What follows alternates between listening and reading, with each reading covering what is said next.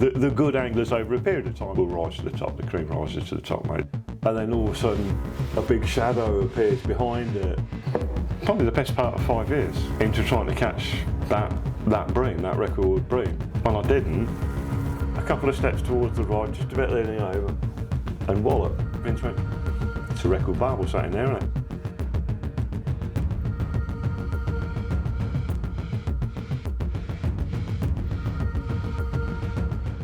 On this episode, we're fortunate enough to have none other than Tony Gibson. Tony is without a doubt one of the most successful and most respected specimen anglers in history. He's won the Drennan Cup and the Fox Specimen Cup, one of only 2 people to have ever achieved such a feat. But he's also notable for his work in other realms of angling. Tony's been the chairman of the Northampton Specimen Group for over 10 years, and he's been a leading light in the Predation Action Group, helping bring to the forefront issues of predation on fisheries. He's going to have some incredible stories to tell, and I've been so excited to get into this podcast. Tony, welcome to the podcast. Yeah. Thanks for the invite. It's good to be here, mate. Yeah, it's a pleasure to have you. I think you're going to have some incredible stories to tell. So let's go straight in. But I want to talk about specimen angling first. I think you fish for everything, really. I do. Yeah. I like to pride myself in being a bit of an all-rounder, to be fair, and what have you. Yeah. But you're probably best known for your big fish exploits, your big fish achievements. So let's talk about specimen fishing. You must have fished with some incredible anglers over the years. As obviously, you're an incredible angler yourself. So what do you think are the characteristics that a good specimen angler needs to be successful? Well, I think to be successful, there's a little bit of depends what your aims are, and if you're talking about a specialist angler rather than a specimen hunter, then I think those aims can be perhaps not aiming for the best of the best and stuff like that, but something good for your area or the places you just like fishing or whatever. But I think what you're talking about is what I call proper specimen hunting, and the sort of, Drennan Cup awards and things of that nature and, stuff. And therefore, there's a few things, but I think obviously the most important one, if you want to do stuff like that, you've got to have the waters. You've got to be on those waters that are producing those kind of fish. At the end of the day, I mean, that applies obviously just local and all the rest of it. If you want your first 20-pound carp or your first 30, whatever, you know what I mean? You've still got to be fishing those waters with them in. But if you're aiming for 50s or something like that, then, they're not everywhere, do you know what I mean? So you've got to be getting your names down on those kind of syndicate waiting lists, or even joining waters that look as if they're up and coming. And the fish are growing and stuff like that. But then you're also looking at, for the other species, your bream, your tench and all the rest of it, you're looking at those big gravel pits, and often they are carp orientated waters already, and they might have the waiting lists and stuff like that.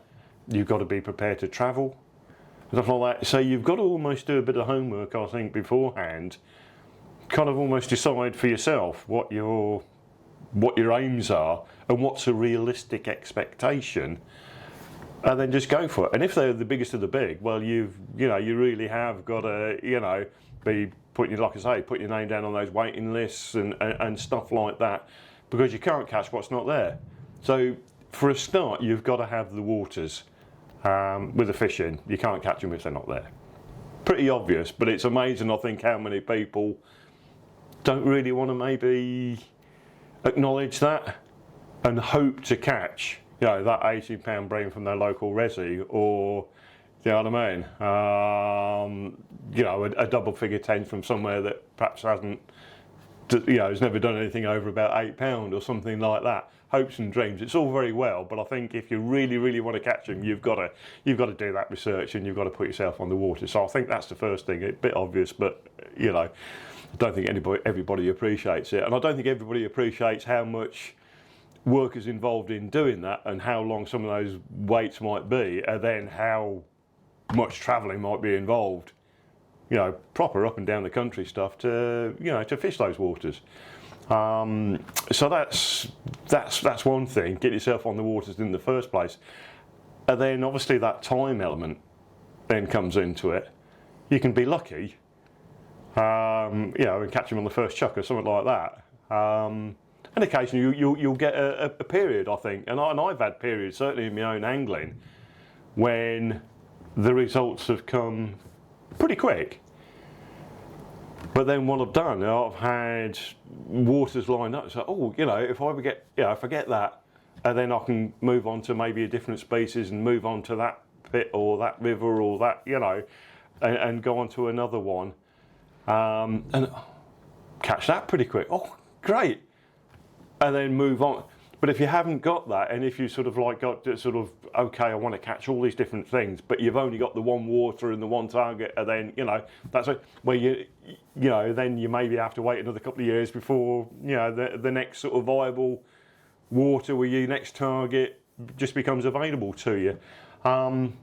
So you've got to do a bit of that with your water, and then that time thing. I mean, there's no substitute for time. Like I say, you can be lucky, but you can also be pretty unlucky. I think it evens out at the end of the day. I don't think there's an awful lot. I mean, people talk about luck an awful lot in fishing, but I think it does even out. So I don't think you can point to a guy and go, well, he's a bit jammy, isn't he? He'll only be jammy for a little while. We can all be jammy, and be lucky and stuff like that every once in a while. But we can also be desperately unlucky, and sometimes those periods of desperate unluckiness, if you like, and what have you, where it's just not gelling for whatever reason, and stuff like that can last an awful long time, and they can be pretty heartbreaking. So giving yourself that sort of time, whatever it might be, is important.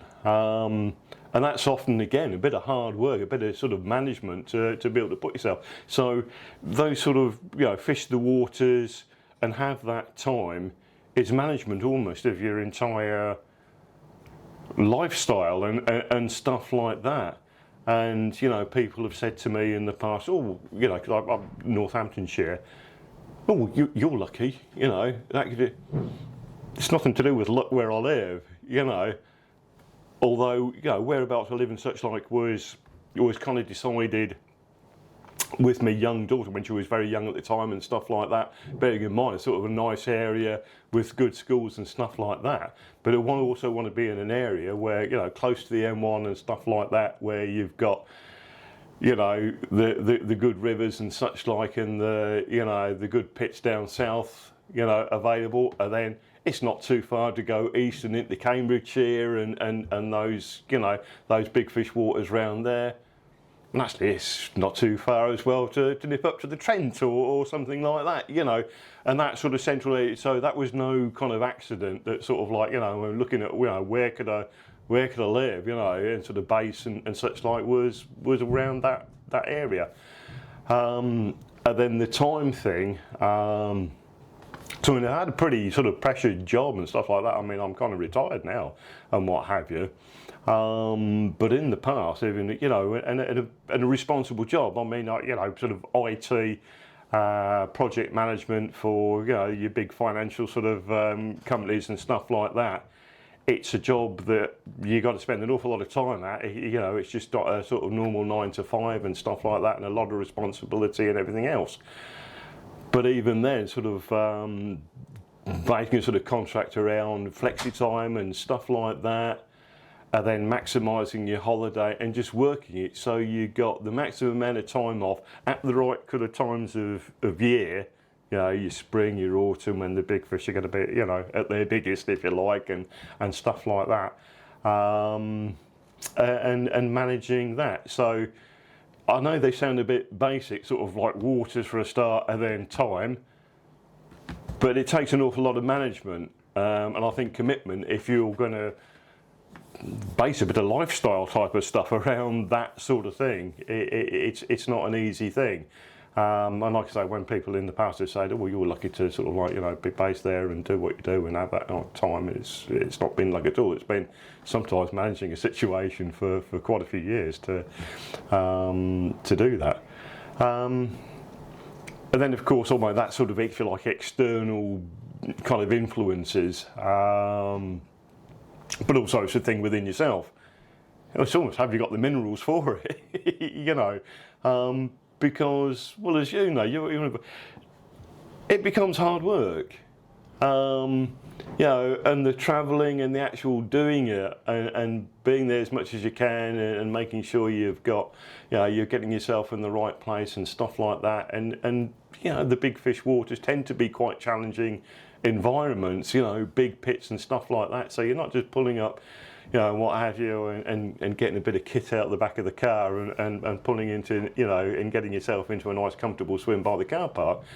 It's often, you know, it's hard slogs in conditions that are pretty challenging, and you might be wanting to face the wind, you know, you might be bream fishing, always will move on the wind, you know, and it's better if it's overcast and rainy and stuff like that, and it can be pretty grim, you know, for a bit. And then you do that, and you might be on these waters where there's only a handful of fish and stuff like that, so you might be going weeks and weeks and weeks doing that kind of a thing without a bite. So a kind of mindset that's sort of like, okay, yeah, I'm willing to go through the pain for that final result, you know, for that trophy shot at the end of the day, is important. And I think a few people do burn themselves out and stuff like that, and that's fair. There's nothing wrong with that, coming to the conclusion that actually, you know what, it's not for me. Because I think most people like bites. Most anglers like bites, and even if they, you know, like the idea of catching big fish, you go for a little while without a bite. And I think a lot of people would say no, they, you know, prefer going places actually where the tip goes round, or, you know, the alarm sounds and stuff like that, and there's, you know, ends up with fish in the net, you know, or a few, you know, for a session, rather than, you know, it's your next blank in the sequence to, you know, leading up hopefully to the, you know, to the final result. I mean, perhaps the most extreme example is when I was fishing Ferry Lagoon. And I put probably the best part of 5 years into trying to catch that bream, that record bream. And I didn't, you know. And I found out, I think I possibly lost it at one stage, sort of, you know, to the sort of autumn of the 4th year kind of thing. And I must admit, even I was like, I'm not sure I can go on it. And it was, you know, a bunch of mates and stuff like, you've got to, you know, heard the story of sort of like how I think I lost it and stuff like that, and no, you've got to go back. Yeah, so I did an extra year probably when even my own heart wasn't quite into it. You know what I mean? Like, oh no, I could really do with a, you know, change of scenery. And you do get that. You see it. Well, you even see it, you sometimes see it on these sort of videos and things like that. And stuff where the carp anglers, where they've got a particular sort of target fish and stuff like that, and it's taken an awful long time, but finally they've got it and stuff like that. You sometimes see these videos with them, and it's like freedom. You know, it's got to shout it out. It's like, oh, they can move on. You know, so it can be a bit of a grind. You know, before that result, but sometimes it takes that.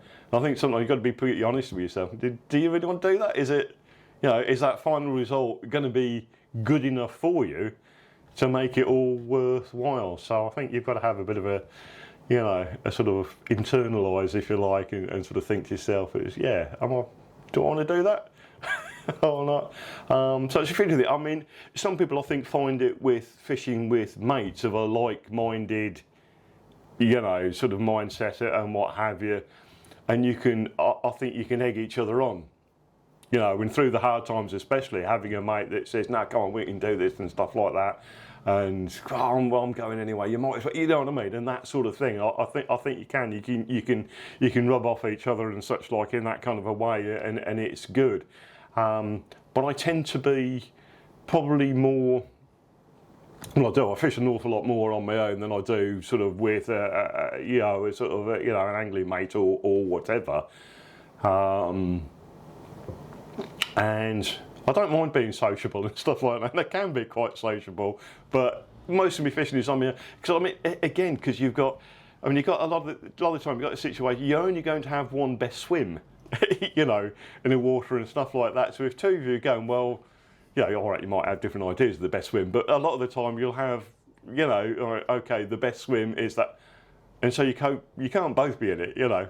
All right, you might be good at, you know, tossing the coin and stuff like that and what have you. But if you lose that 6 times in a row, you're going to start getting, hang on a second, you know what I mean? And so I think to avoid all that, because I mean, you do hear of sort of quite sort of famous partnerships going a bit sour, which is, you know, showing good mates and such like, and it just can happen. It's just through, you know, you both got the desire. But sometimes it can only, you know, it can only happen to one of you, sort of thing, you know, at any one time. So yeah, there's certain sort of mindset type things I think going on that sometimes you need to get sort of straight in your head and say, do I want it bad enough? You know, do I want it enough to sort of like go through the hardships, and especially like I say, if you're going to be sort of like lone, can I sit there on my Todd kind of thing almost and sort of go through the grind and stuff like that. So yeah, I don't know if that's fully answered your question kind of thing, but that's my sort of bit of thoughts around what perhaps, I don't know, what I see as might help make me successful perhaps, you know, and some of that might apply to other people. I think that's a great answer. You mentioned a little bit about luck there. I think I've definitely been called by mates a lucky angler, but I kind of sometimes find that a bit offensive sometimes. Yeah, for sure. I feel like it takes away the skill. Like I don't. Yeah. Like I said, you can't be consistently lucky in fishing, can you? You can occasionally, but to be consistently lucky, you've got to be good. Sure. Yeah, that's right. And I mean, and being consistent, therefore, isn't lucky, is it? It just isn't. It's not the definition even. You know what I mean? So yeah, you can be lucky at times, but I think you can also be desperately unlucky. I think it all weighs each other out. Good anglers over a period of time and what have you will rise to the top. The cream rises to the top, mate. So yeah, I feel for you. So I mean, I think everybody has been subject. You know, every successful specimen kind of angler and what have you, at some time or other has had an element of that where you get the old, you know, the green-eyed monsters. And yeah, he's a bit lucky, isn't he? You know, and you get it. You know, he's a bit lucky to be on that water. Like I say, I've been lucky to live where I live. You know, or he's had that really quick. He must be lucky. No, mate, you've probably done your research and such like. You've caught loads of it, you know, from different waters leading up to that. You know how to catch a big fish and such like. You know the kind of, you know, you've worked out a formula that works for yourself and such like, and you've applied it somewhere else, and you've got the job done. You've had the result. It's not luck, is it? So yeah, I feel for you. And like I say, I've had it a little bit myself, but yeah, it rolls off me. It really does. On the flip side of that, as you said, you definitely get those periods where no matter what you do, you don't seem to get the run of the green, and it doesn't seem to go in your favour. And I think about this whole mindset aspect a lot with my fishing, because I think mindset plays a far bigger role than a lot of people appreciate. Yeah. How important do you think that resilience to failure is as a specimen angler? Because let's be honest, we're failing most of the time. That's right. Yeah. No, exactly. I think you've hit it on the head. You're failing most of the time. You're blanking or whatever and stuff like that. So I think, yeah, you've got to have the mindset that says, okay, that's just part of the process. Yeah. And I think it almost doesn't matter what sport you're kind of involved in. I think you'll see that in the sort of philosophy, if you like, of any sport at a top level. You've got to have that kind of mindset. You've got to be prepared for the failures, the blanks, the whatever, and stuff like that. And then, convince yourself that it's all part of the process and such like until that final result. It's a bit of a strange one. I like being beside the water, but I don't particularly like being in it or on it. But what draws me, and that has done from a very young age, is surfing. Okay? But I don't just mean sort of like your normal surfing and stuff like that, or even the sort of flips and tricks and stuff like that and what have you. But I talk about the real, the big, I think they call it big wave surfing. You know, Nazaré, Portugal and stuff like that. You get these monster great. And if you get into the mindset of the surfers, it's the same thing. They've got to keep putting themselves out there into this sort of situation or what have you, knowing an awful lot of time they're going to fail, or the conditions ain't going to be right, or whatever it is, and the surf's not there. You know, they call them these big swells and stuff like that. It's not going to happen. And these guys are travelling all around the world for these different, you know, hoping to sort of, you know, in these right, you know, the right conditions and such like, and just catch that one sort of perfect wave, and then whoa, yeah, that's it, and that will set them up for a year to the rest of their life in some cases. Do you know what I mean? And I think we're doing something very similar, and it's interesting because there's documentaries on this sort of, you know, surfing stuff. I don't know if you've seen them. I think they're doing a repeat of them just recently. They might even be doing a new series, 100-foot wave. Okay. But you sort of sit there, and I sit there on the edge of my seat, you know, watching, especially when they're doing the big wave stuff and what have you, and they're doing it successfully, or a massive wipeout. But then when they come to actually talking to people involved, it really resonates. And I think that's what draws me to it. It resonates because it's the same kind of mindset thing that you're going to go through all these different failures, failure. Nailed it. And I think that's a very similar thing to what we're talking about with the fishing. Blank, you know, whatever. And then, yeah, caught it. Do the blanks phase you anymore? I think it depends. Sometimes, most of the time, no. But every now and again, I mean, I'm human. I'm not some sort of like fishing machine. Do you know what I mean, sort of thing. So I think every now and again, yeah, it gets to you. And I think if other influences as well, I mean, sort of outside, or you know, it might be a family thing, or you know, you might have, you know, someone who's not well and stuff like that. So it's in the back of your mind. You're not, you know. And I think, yeah, I think a difficult time outside the fishing as well, sort of, you know, it doesn't help. And so if the fishing isn't going well either, and then the whole thing can get a bit of a, you know, and I mean, it has happened. And sometimes I think, hey, you know what, I'll just go off on the river somewhere where I know there's a few fish and stuff like that. Just, you know, a bit of trotting, you know, and get a few bites and stuff like that. And then just, you know, yeah, I can catch fish, can I? You know, it's just, you know, it's just one of them things. I'm just going through one of them stages. And sort of have a little bit of a reset, you know, and then off you go again. I think it comes back to that mindset, doesn't it? I think you need to be in the right mindset to take on those really tough challenges, because otherwise they do grind you down. If you're not feeling in a good place already, then you do take it more personally when you fail. Yeah, absolutely. And like I say, I think you see it in every sport as well. So I think it absolutely applies to fishing, although, you know, you maybe don't think of it that much applying to fishing, because, you know, aren't you just sitting there and, you know, especially if you're outside of the sport, aren't you just sitting there, putting some rods out and sitting there relaxing and stuff like that. And we kind of know that a lot of the time it's nothing like that.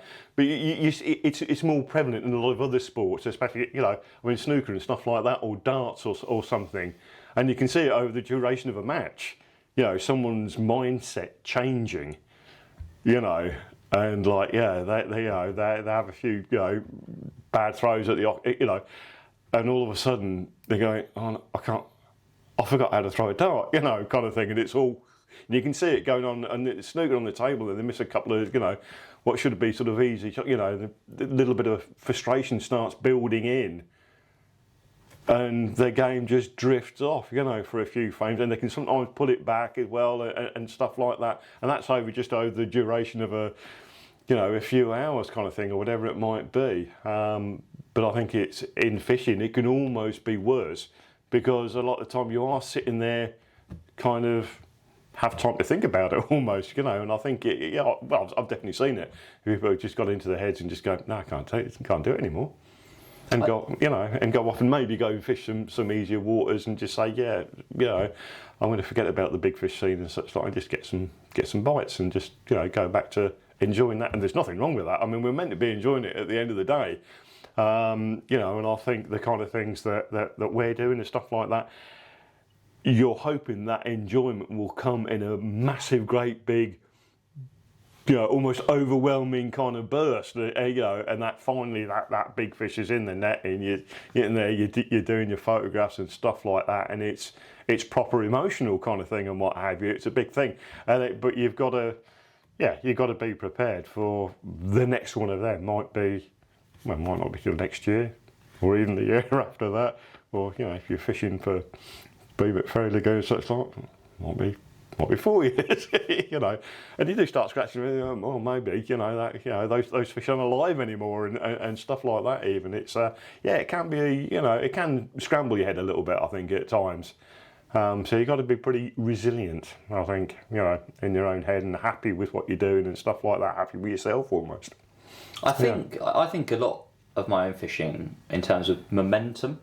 You sort of mentioned it around snooker. I think that's a great analogy, because obviously, like you said, you can see a snooker match be completely one-sided, then there's an interval, and the momentum just shifts, and suddenly the whole match is different. And I think of my fishing that way. I like to see that I'm building momentum, and I like to see like it's building somewhere. Yes. Because then I feel like my confidence is building, then I keep fishing better. For sure. And there's just a positive feedback. I think without a doubt. Once you lose your confidence, I'd sooner not be there, because I just don't. I'd rather not be there than not fish with confidence. Yeah, and I've definitely said that. I've definitely gone through periods, and sometimes it's lasted a few years, a couple of 3 years, when, wow, you're catching everything, and like I say, I've had my waters lined up and stuff like that. I've gone through a couple of 3 years, you know, when it's just all happening, you know, wow. And that's great, but you've got to be prepared for the hard. But I've also, I've said to people who have had that sort of success and go, oh, I've had a great year, stuff like that. Well, I said, well, make sure you fish your face off, you know, as long as you can. Do you know what I mean? Keep it going. Like I say, momentum's absolutely, it's spot on.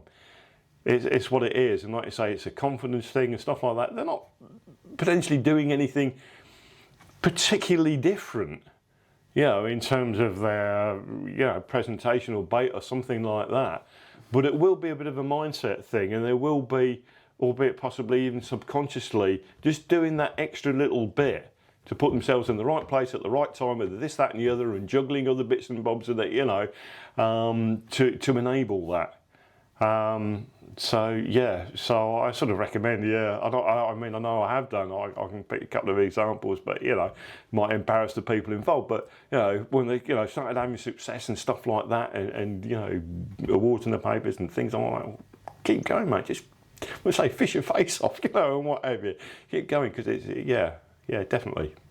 When we were talking about this yesterday, we weren't actually meant to be talking in person yesterday, but we were, and we'll come back to that a bit later on. yeah, that was a corker. We were talking about a couple of other anglers who maybe were fishing similar venues, and we were saying that because they were lacking confidence, they were then not expecting results. They were fishing therefore less hard. Yeah. And you get yourself in a real negative feedback loop. But I think on the most difficult venue, you've got to keep fishing aggressively. Otherwise, it's never going to happen for you, is it? Yeah, that's right. Yeah, I mean, like I say, you can fish your face off and such like, and you have that confidence and stuff like that. The reverse is also absolutely true. And it is a bit, I'm not sure it's ever happened to me in the sort of extreme sort of situations you're talking about.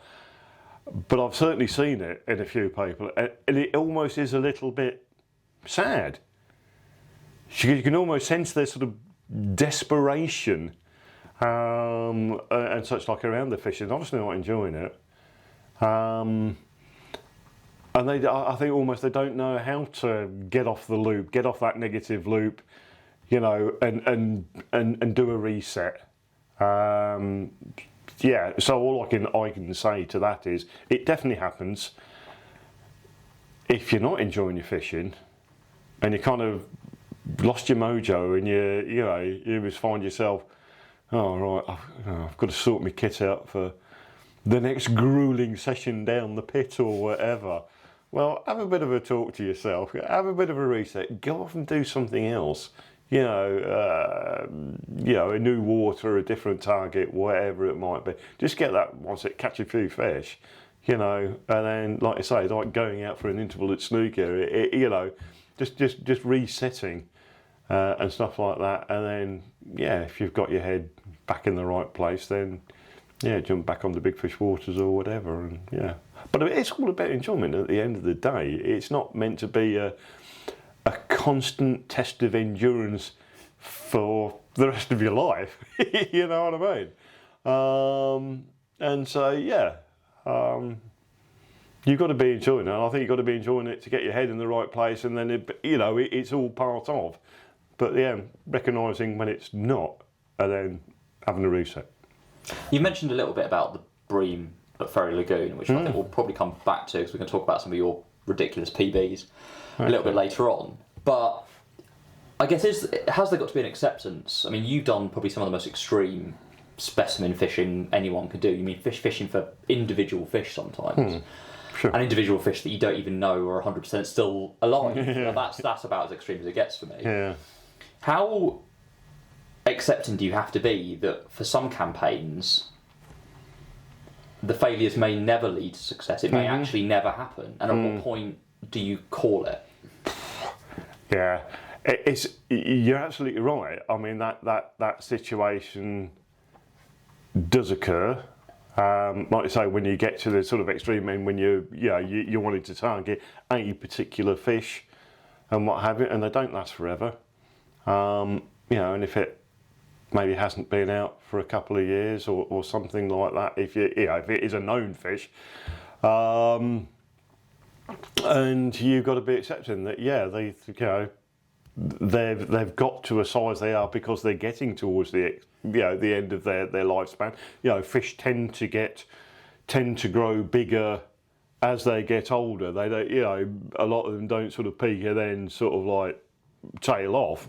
They get to almost get the biggest they're going to get towards the end of their life, and then suddenly boom, they're gone. And you've got to be accepting of that, and weigh up that risk. But I think it comes down to, in your own mind, sort of, okay, it's not happening.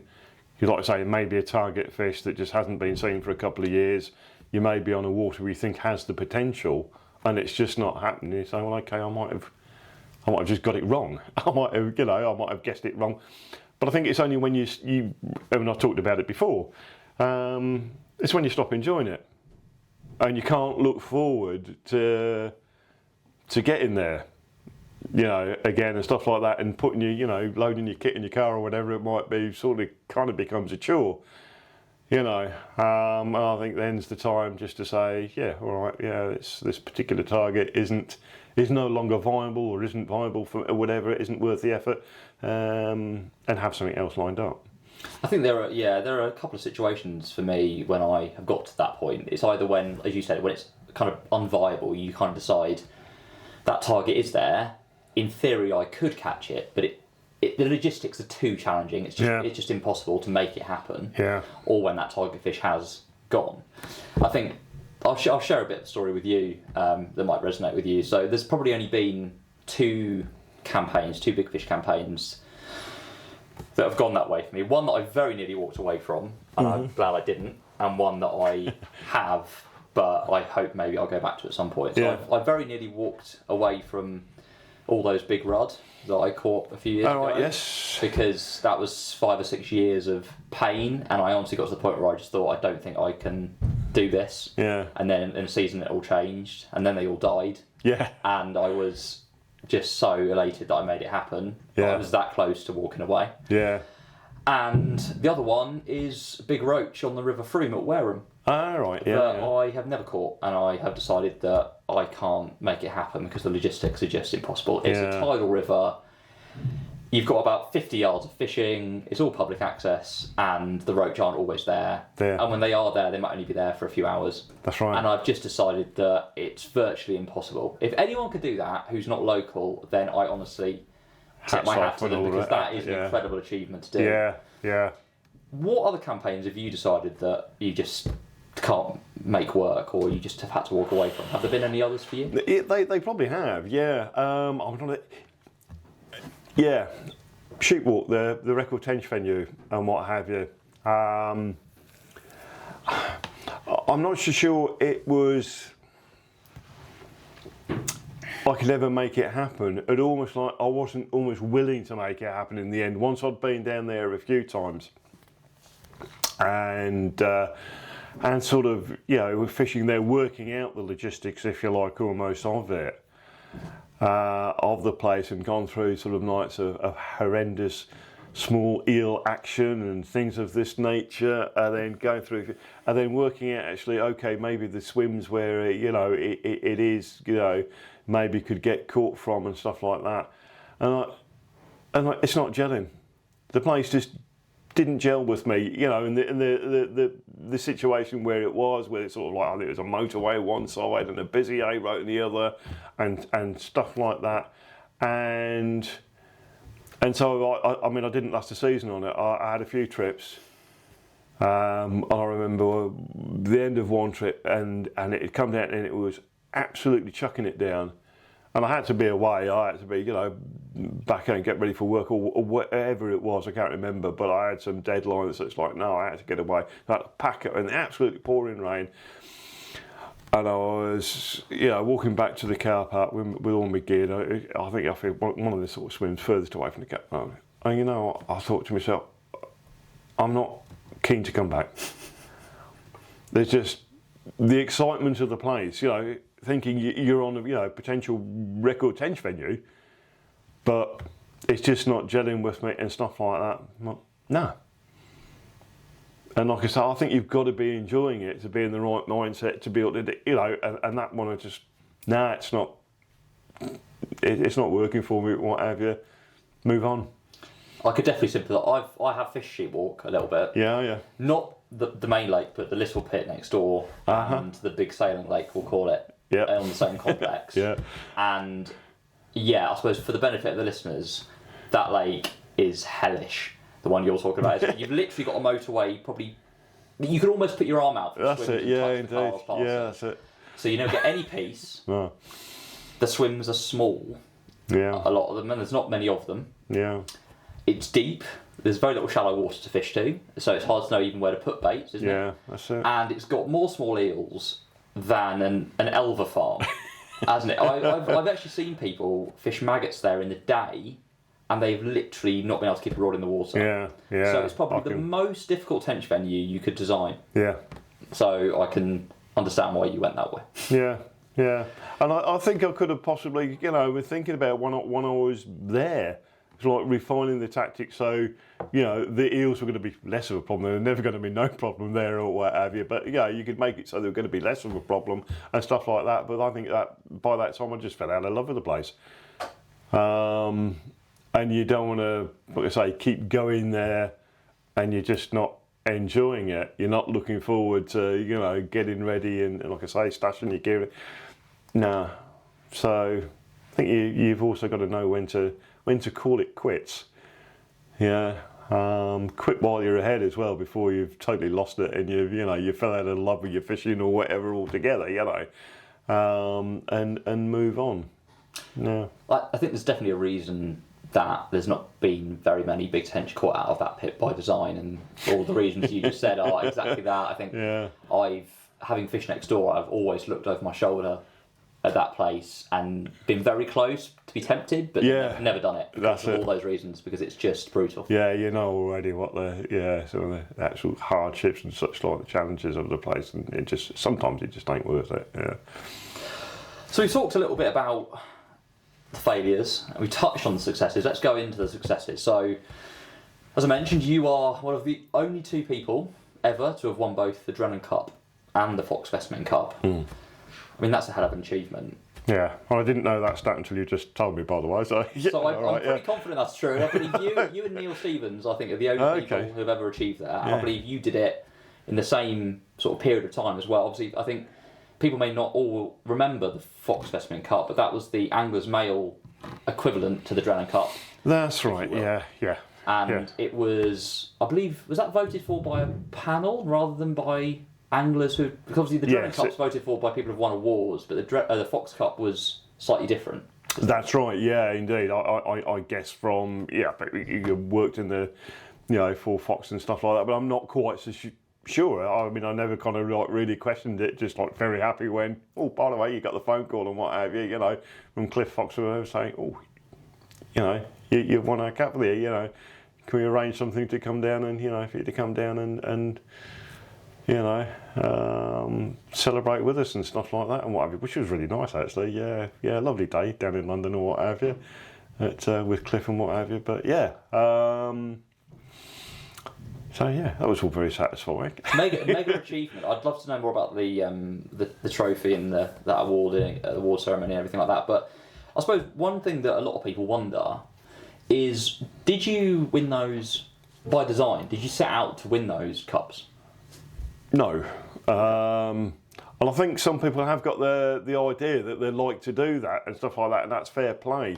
But no, I've never really fished for awards and stuff, but I tend to have a fairly sort of like fixed idea of what I want from my fishing or what I want to catch, and I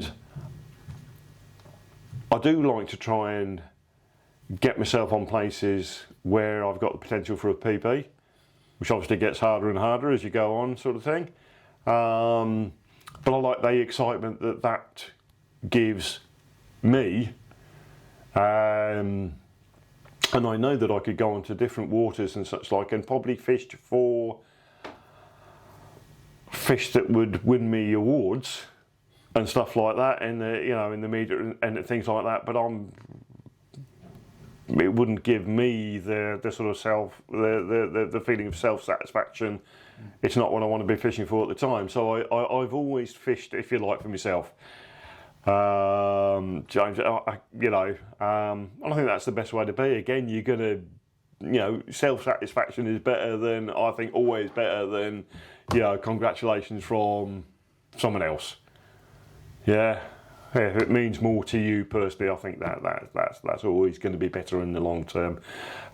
So I've never fished purposefully to win, like a Adrenaline Cup or something like that, and stuff. But it's nice when it happens. Don't get me wrong. I mean, it's been really, it's been a kind of like a bit of an extra icing and a cherry on top of a successful year, a successful season, or whatever. But it's not been the be all and end all of me fishing. We've had a quick lunch break, refreshed, ready to go again. We're going to get you back in with some quick fire questions, Tony. Okay. 2 options, no passes. All right. You ready to go? Yeah, go for it. Braid or mono? Mono. Boilies or particles? Boilies. Bait runner or big pit? Cover all eventualities, big pit then. Tight lines or slack lines? Slack. Catapult or throwing stick? Oh, catapult. Pop-ups or bottom baits? Bottom baits. Supple or stiff? You almost said that without a smirk, and then you started and that a bit. Okay. Subtle. Lake or river? Difficult choice, that one. I'll go lake. Rods, keep them tight or spread them wide? Spread them. Yeah, smirk again. Lead or feeder? Lead. Float or quiver tip? Quiver tip. And finally, tench or bream? Save the hardest till last. Yeah, that's a rotter, that is. And you're smirking again. I'll go Bream. I didn't think you were going to go that way. Interesting. Well, that I think leads us on very nicely. Let's talk about Bream. Let's talk about some of your successes. Okay. You've done some pretty serious big Bream campaigns over the years. Let's talk about your PB Bream. What is it? 18? 18.7. 18.7. That's a massive Bream. What's the story behind that? Okay, well that was that was the Barbel fish, the Barbel Lodge Lake fish, and yeah, there is a bit of a story. So yeah, make yourself comfortable, because going back a few years or a couple of 3 years before catching that fish, there's me and mate Keith, and we were looking at our sort of PB lists and stuff like that. What do we fancy next, sort of thing? What do we fancy adding to that? What's the kind of almost where's there a bit of a gap in there that could do with filling with a big fish kind of thing? And we both never really had a proper big bream. So we started looking at a few waters, and we started looking at places. I mean, this is going back a good few years. This is going back 20 odd years. And so we started looking at a place like Barbel in Bedfordshire. That was doing some seriously big bream at the time, and places of that nature. Some big pits, some big reses and stuff like that. And we weren't still quite absolutely settled on where we were going to go. we'd had a look. We were travelling about and having a look at a few different places.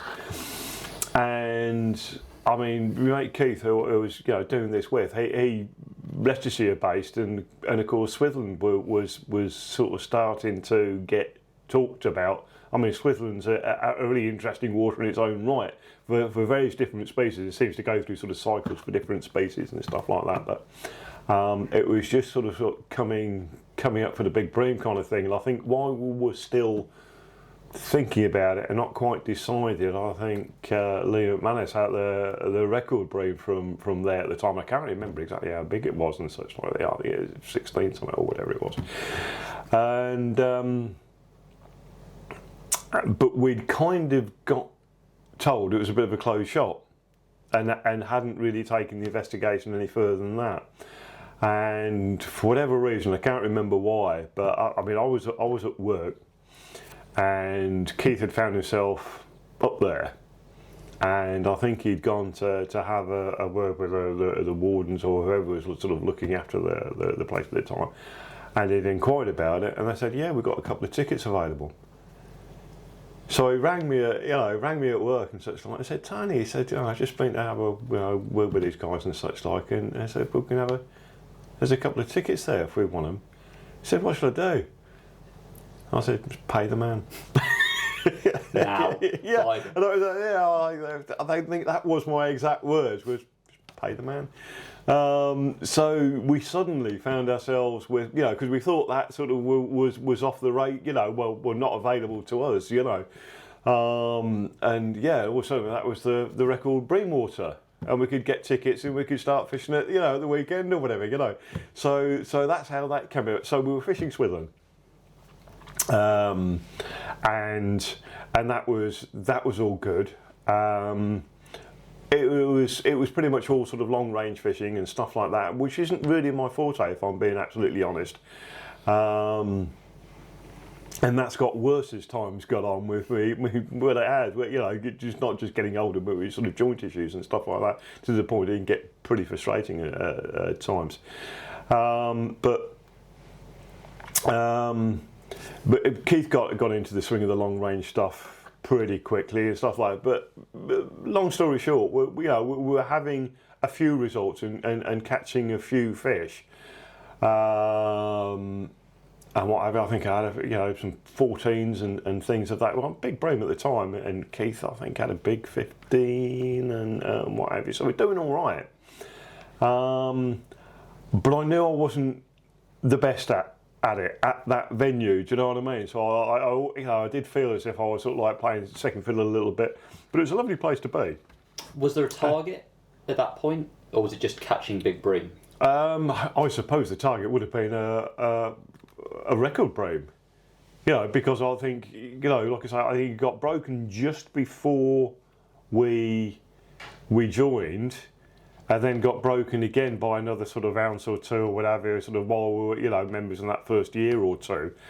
So it was kind of the place to be, so yeah, so you got to think, well, record, yeah, why not, you know what I mean? So I suppose that was the target, yeah. However, while we were there, and like I said, I've got it in my head a little like, I'm not the best here. I'm not, do you know what I mean, sort of thing, which is a little bit frustrating. So whilst the fishing was still good, and whilst that target was still there and still achievable, there was still a little bit of frustration there, if you like. And then that all changed because Kerry Walker caught that 18 out of Lodge Lake at Barbel in Norfolk, and I remember looking at the photos of that fish in the paper and going, kind of wow, it was an impressive looking bream, and yeah, I want that. It was as simple as that. So again, I think that I might have even got the Angling Times or whatever. Someone I think who said you need to go and get an Angling Times and have a look at this fish because you'll be impressed. And I think I was lunchtime at work or something, and I think by that afternoon I was on the phone, trying to secure myself a ticket and stuff like that, and it was all pretty good. And so within a short while, I got myself a Barbel ticket, So I thought, okay, great stuff. How do I go about doing this? Because obviously it's a long way from home and what have you. And it didn't sound like there was too many bream in there. And kind of, if you like, the situation became even more challenging by the time I got my first session or two. And it sounded like, it sounds like there's one bream in here. But it's this monstrous thing, it's this record fish. One bream in the whole lake? Yeah.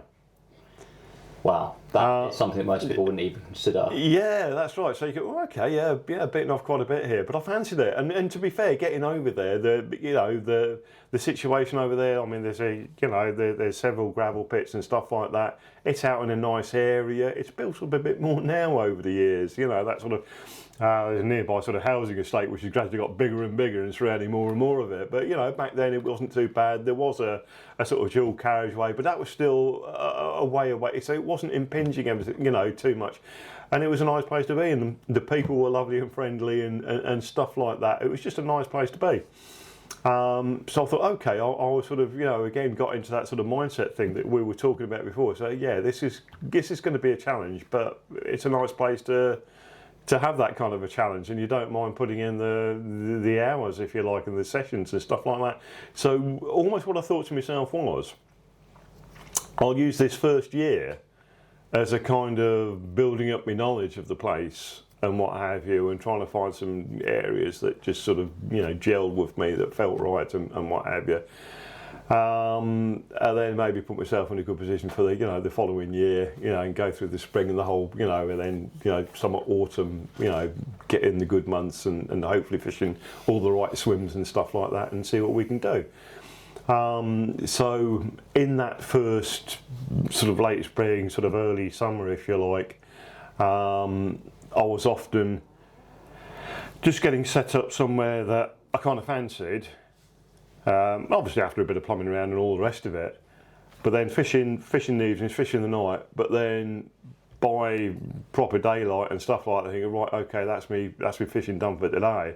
The rest of the day is going to be spent sort of walking around with a plumbing rod and stuff like that, and just going to all these different swims areas that I like the look of, and plumbing it to death kind of thing and what have you, and just finding features and stuff like that and seeing what I fancied. And so that's what I did without catching an awful lot. I think a couple of tench and such like. It did have a carp as well. You always catch a carp, while you're doing all this sort of stuff and what have you. But that was the idea. But it was late on, and I can't remember exactly where. Late on in the summer, probably about August time or whatever it was. And I remember even walking into the swim. It was probably about one of the sort of furthest away you could get from any of the sort of parking areas and stuff like that. And it obviously hadn't been fished an awful lot. It was a swim, but you could only just call it a sort of swim, But I liked the kind of area. I seem to remember it was sort of narrowing down a little bit, and I thought, the wind coming in from this direction, if the fish come down here, it narrows it, so that, and then got the marker rod out, and because it was a really weedy pit. Especially that year, I think. So you could rule out a lot of it at the time because it was just too weedy and stuff like that. Although obviously that can change year on year. But there was a couple of bits in this swim that I just liked the look of, whatever. I thought, it's not being targeted, so it's not going to be, it's not one of those that you can sort of, you'll find someone fishing in it when you just got all, feels right and everything. And got some little areas that I like the feel of and stuff like that with the marker rod and everything. So okay, so next session, this is where I'm going to start off. So I think we're only into September or maybe early October. I can't remember the exact date, if I'm honest. And that's right. The first session in this swim. So I caught this carp from there, a real rotund sort of football-y shaped thing that sort of tore off And I think it might have even got me snagged up. No, that was another one I lost actually. I think I might have even hooked 2 this particular session, which on there, you know, 2 bites was quite a bit of action. But yeah, I remember catching this one sort of low 20s, I think it was, mirror, and then lost another one, snagged me down the edge. But I liked it. It gelled with me. Okay, and I think as well, I think, you know, catching the carp as well and getting those bites, because I think when you know, we've got already by that time got the conclusion that maybe it was just the one bream in the place, and I think with bream they've got that sort of shoaling instinct, and even when there's just a few of them that are, okay, they sort of start hanging around with the carp and things like that, fish of a similar sort of size, and certainly seen it elsewhere, seen it on Fen Drayton and places like that. You know, you start seeing a few fish showing, and you know, oh, there's a couple of carp and whatnot, and then hang on, that was a bream. You know, same area and all the rest of it, and you kind of, yeah, they're starting to hang around together, you know. And I thought, yeah, probably the same thing with this poor old lonesome bream, you know. It's sort of like, oh, I'll tag on with a carp, and whether they know they're different or not, I'm not really quite sure, but you know, it's definitely a thing. So that gave me confidence as well, I think, in this particular swim, that I you know, I'd had a bit of carp action and that. So yeah, get in there next time as well, next time I'm down. So that's what I did. And it was just one of those occasions where you actually felt sort of, oh, something could happen. You're not quite sure what it is. It's just sort of atmospherics and stuff like that, and it must play, you know, must sort of twig some memories of the same kind of conditions where you've had success on the big pits and stuff like that before or whatever. But I remember feeling pretty good about things, and I was really tired and stuff like that. It was just on the first night. And so I probably got it really early, and then the journey and all the rest of it. So proper tired. I really ought to get in the bag and stuff like that. But it was just, I don't know. I think something's going to happen, you know. And so I kind of got up again and made another cup of tea and was sort of sat out. I remember sitting out, you know, just on my bucket, you know, sort of watching the rods, sort of almost expecting something to happen, and it did. Yeah, I got this sort of, you know, proper sort of typical sort of, you know, uptight, bobbing up tight, you know, and then drop back to the floor. I remember being ever so calm and stuff like that, and sort of like, rather than panicking, and sort of like, sort of wound it back up. Right, here we go. Then that's the time to sort of, you know, put sign into it, and straight away, within a couple of 3 seconds, I thought, yeah, this is it. This is the one. Absolute, you know, bream, nod, you know what I mean? And ever so careful, yeah, wind down. Nod. Again a little bit. And stuff like that. So I'm absolutely convinced it was the fish. And sure enough, I mean, fortunately, no dramas, no nothing, do you know what I mean? Nothing got snagged up, nothing, you know, nothing untoward happened. And just go, yeah, that's it, just keep calm, Tony. Everything's going right, get the landing net out and showing up without any dramas, really, to be fair. And I mean, don't usually sort of fight, but you get the odd disaster. But no dramas, and into the net. And I remember peering in, and it sort of flopped over onto its side. And remember from the photographs that it got this one particular dark scale on the flank in this, you know, sort of like position. It was, you know, unmissable, because everything else, you know, lovely sort of, you know, usual breamy bronze colour scales and such like. But there's this one crescent, you know, shaped black scale in, you know, and it flopped over onto its side and it apparently landed. And got it. That's it. Yeah, I've got the bream I want. Yes.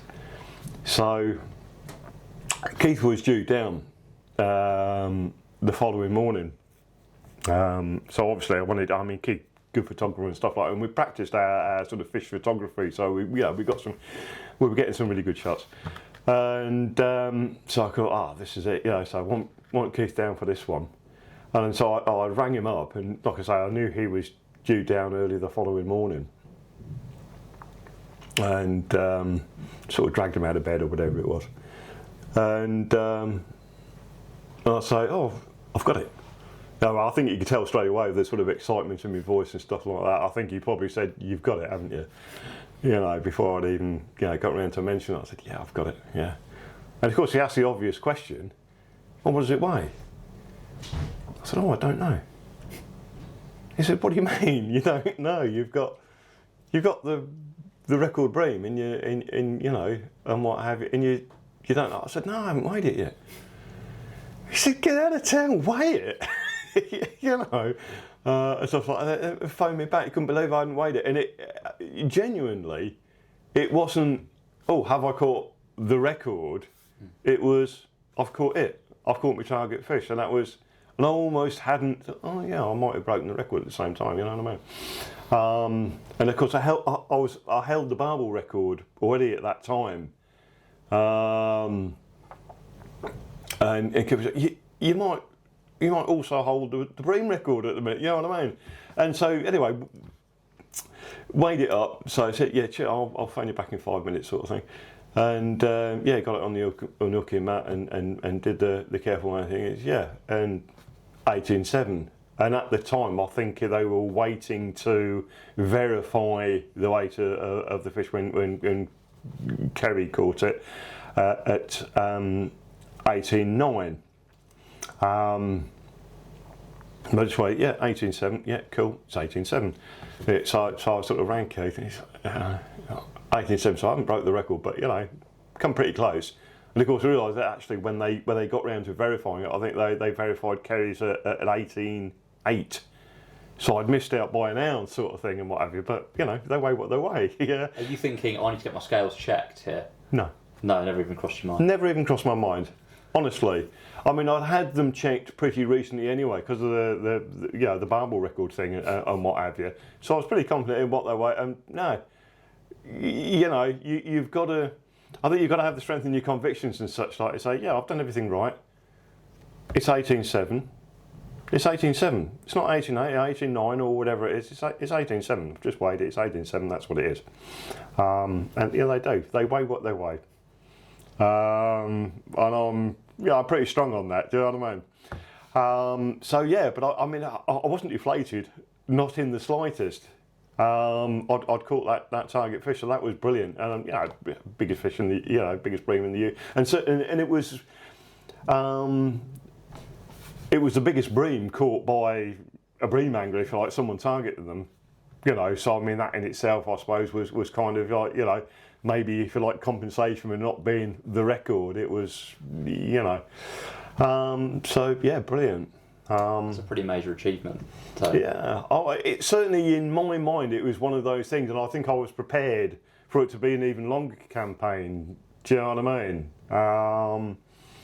But yeah, it was still quite long, and I was satisfied with it because if you like, the kind of plan, it planned out and it worked. A bit earlier than I was probably expecting it, but it worked, and that's kind of satisfying as well in its own right. When you've got a bit of an idea of what you want to do, how you want to go about it, this, that, and the other, and whatnot, and it all pans out, you know, because it doesn't always. I mean, in that situation, it's not hard to know when to walk away, is it? You've caught the one Bream in the lake that you're after. It's kind of job done. Absolutely, yeah, indeed, yeah. I mean, it was almost a bit of a shame. Because it's a lovely place to be, and it wasn't until a little bit later on the tench elsewhere sort of, you know, started getting really interesting and what have you. And then you're in the Bream situation, because I mean, you know, that Barbel complex, especially back then, was still getting better, and the Bream were getting bigger elsewhere, you know, in the complex on different bits and stuff like that. So it was a brilliant place to be, but. I had already got this plan, if you like, for being elsewhere and targeting different stuff if it all came good, and so that's what I did. But certainly that Barbel complex is actually somewhere I could feel going back to wouldn't be a mistake. Because I think sometimes going back to somewhere where you've had a previous success and yada yada, it's never quite as good. You never still get the same excitement. But I think Barbel is one of those places, yeah, I could go back to and enjoy being there, you know. But how big is Lodge Lake? Oh, good question. Is it? It's not massive. Maybe 35, but I'm hazarding a guess. It's a weird shape, and it has got a bit of an island at one end and stuff like that, and it's sort of fatter at one end and sort of tapers off. So I'm guessing at 35, and I'm sure I've read somewhere exactly how big it is, but I'm not sure. I mean, So, you say that's not massive, but for most people that is still, obviously that's a big pit. And one bream in 35 acres, that is, yeah. the odds are stacked against you. So that is, to achieve that so quickly is pretty incredible, really. That is just incredible fishing, yeah. Yeah, cheers, yeah. And I mean, it didn't stop my love of big bream either. I mean, because you asked the question, you know, tench or bream, and I've obviously got that soft spot for bream. I mean, maybe that's even helped, but because bream fishing, of course, as we know, has still progressed, you know, and they've got bigger. So it's been quite nice in a way that after a sort of few years, not really targeting bream because you ain't going to get any bigger than the biggest. Suddenly they were bigger, you know, elsewhere and stuff like that. So I've been able to, you know, pick up the bream fishing again, if you like, and what have you, and hope for a PB at some point in time in the future. Yeah. You mentioned Barbel briefly because you were fishing for that fish when you held the British Barbel record. Yeah. And you've held the British record twice, 3 times? Twice. Yeah. Was that also targeting an individual fish at the time? Not quite.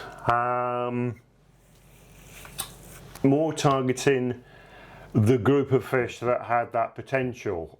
You know, it was the sort of situation where you'd got fish just getting bigger. You know, it's the Adams, Mill, Kickles kind of era, you know, on the grey twos, where it was just a little bit jaw-dropping. You know, what was happening with the size of Barbel over that period of time. And it was, I mean, we were talking before about location and what have you, not being lucky, but in a way, I was kind of lucky in that because I didn't have Barbel in my mind particularly when, you know, I'm going to, you know, be domiciled in Northamptonshire and stuff like that. Because it wasn't when I first sort of, you know, was living there. The Barbel fishing wasn't that special as such, and it was just starting to get good. So it was kind of fortunate in a way that it wasn't too far from me, you know, that sort of, you know, Bedfordshire, Buckinghamshire, Ouse and, you know, Milton Keynes and all that kind of thing and what have you. It was well within striking distance, so I mean, you know, could do days or evenings and stuff like that. And that Barbel fishing just got better and better and better, do you know what I mean? And so I started off a sort of Barbel fishing on the Ouse, fishing a couple of different places, and if you did it right, you'd get bites. And I mean, this is an example of how big they eventually got. Because I remember fishing down at Turvey, and I wasn't particularly experienced Barbel angler, but sort of knew what I was doing and stuff, and getting in the right swims and fishing in a decent way. And anyway, this one particular evening, I'd had a big 11 and a big 12. And it doesn't sound anything special nowadays, but back then, I guess it was because it got, yeah, it got reported in actually one of the Sunday papers, something like the News of the World or something like that. This big brace, and this will make you laugh because rubbish reporting, because they got the, like I say, it was a big 11 and a big 12, and the way they reported it, this brace of Barbel for nearly £24. But it smashed £24. It was nearer £25 when you add it up. You know, like what are you playing at? You know, so it was rubbish reported. However, I remember winning a. They sent me a brolly or something like that, and I hadn't even reported it, by the way, to, you know, News of the World or whatever it was, and winning this brolly and stuff like that. But I think there was one of the Barbel books came out round about the same time. And towards the back of that, they had a bit of a list of big braces of Barbel.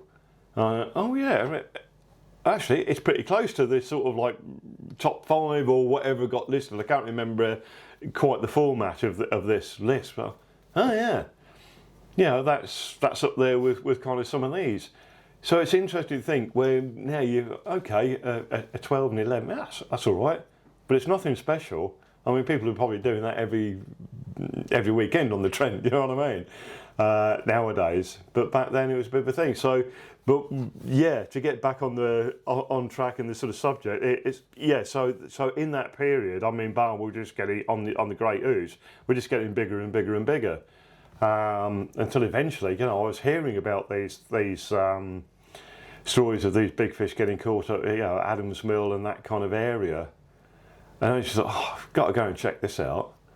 Not that I was particularly disgruntled with the fishing that I was, you know, than the fish that I was catching, but hang on, when there's even bigger elves, you know, a different stretch, got to check it out. And I remember going up and going to Adams Mill, driving down, you know, finding the little track down to the river, past the farm and what have you, and parking up and having a look and being thoroughly unimpressed. This is a bit weeny, you know.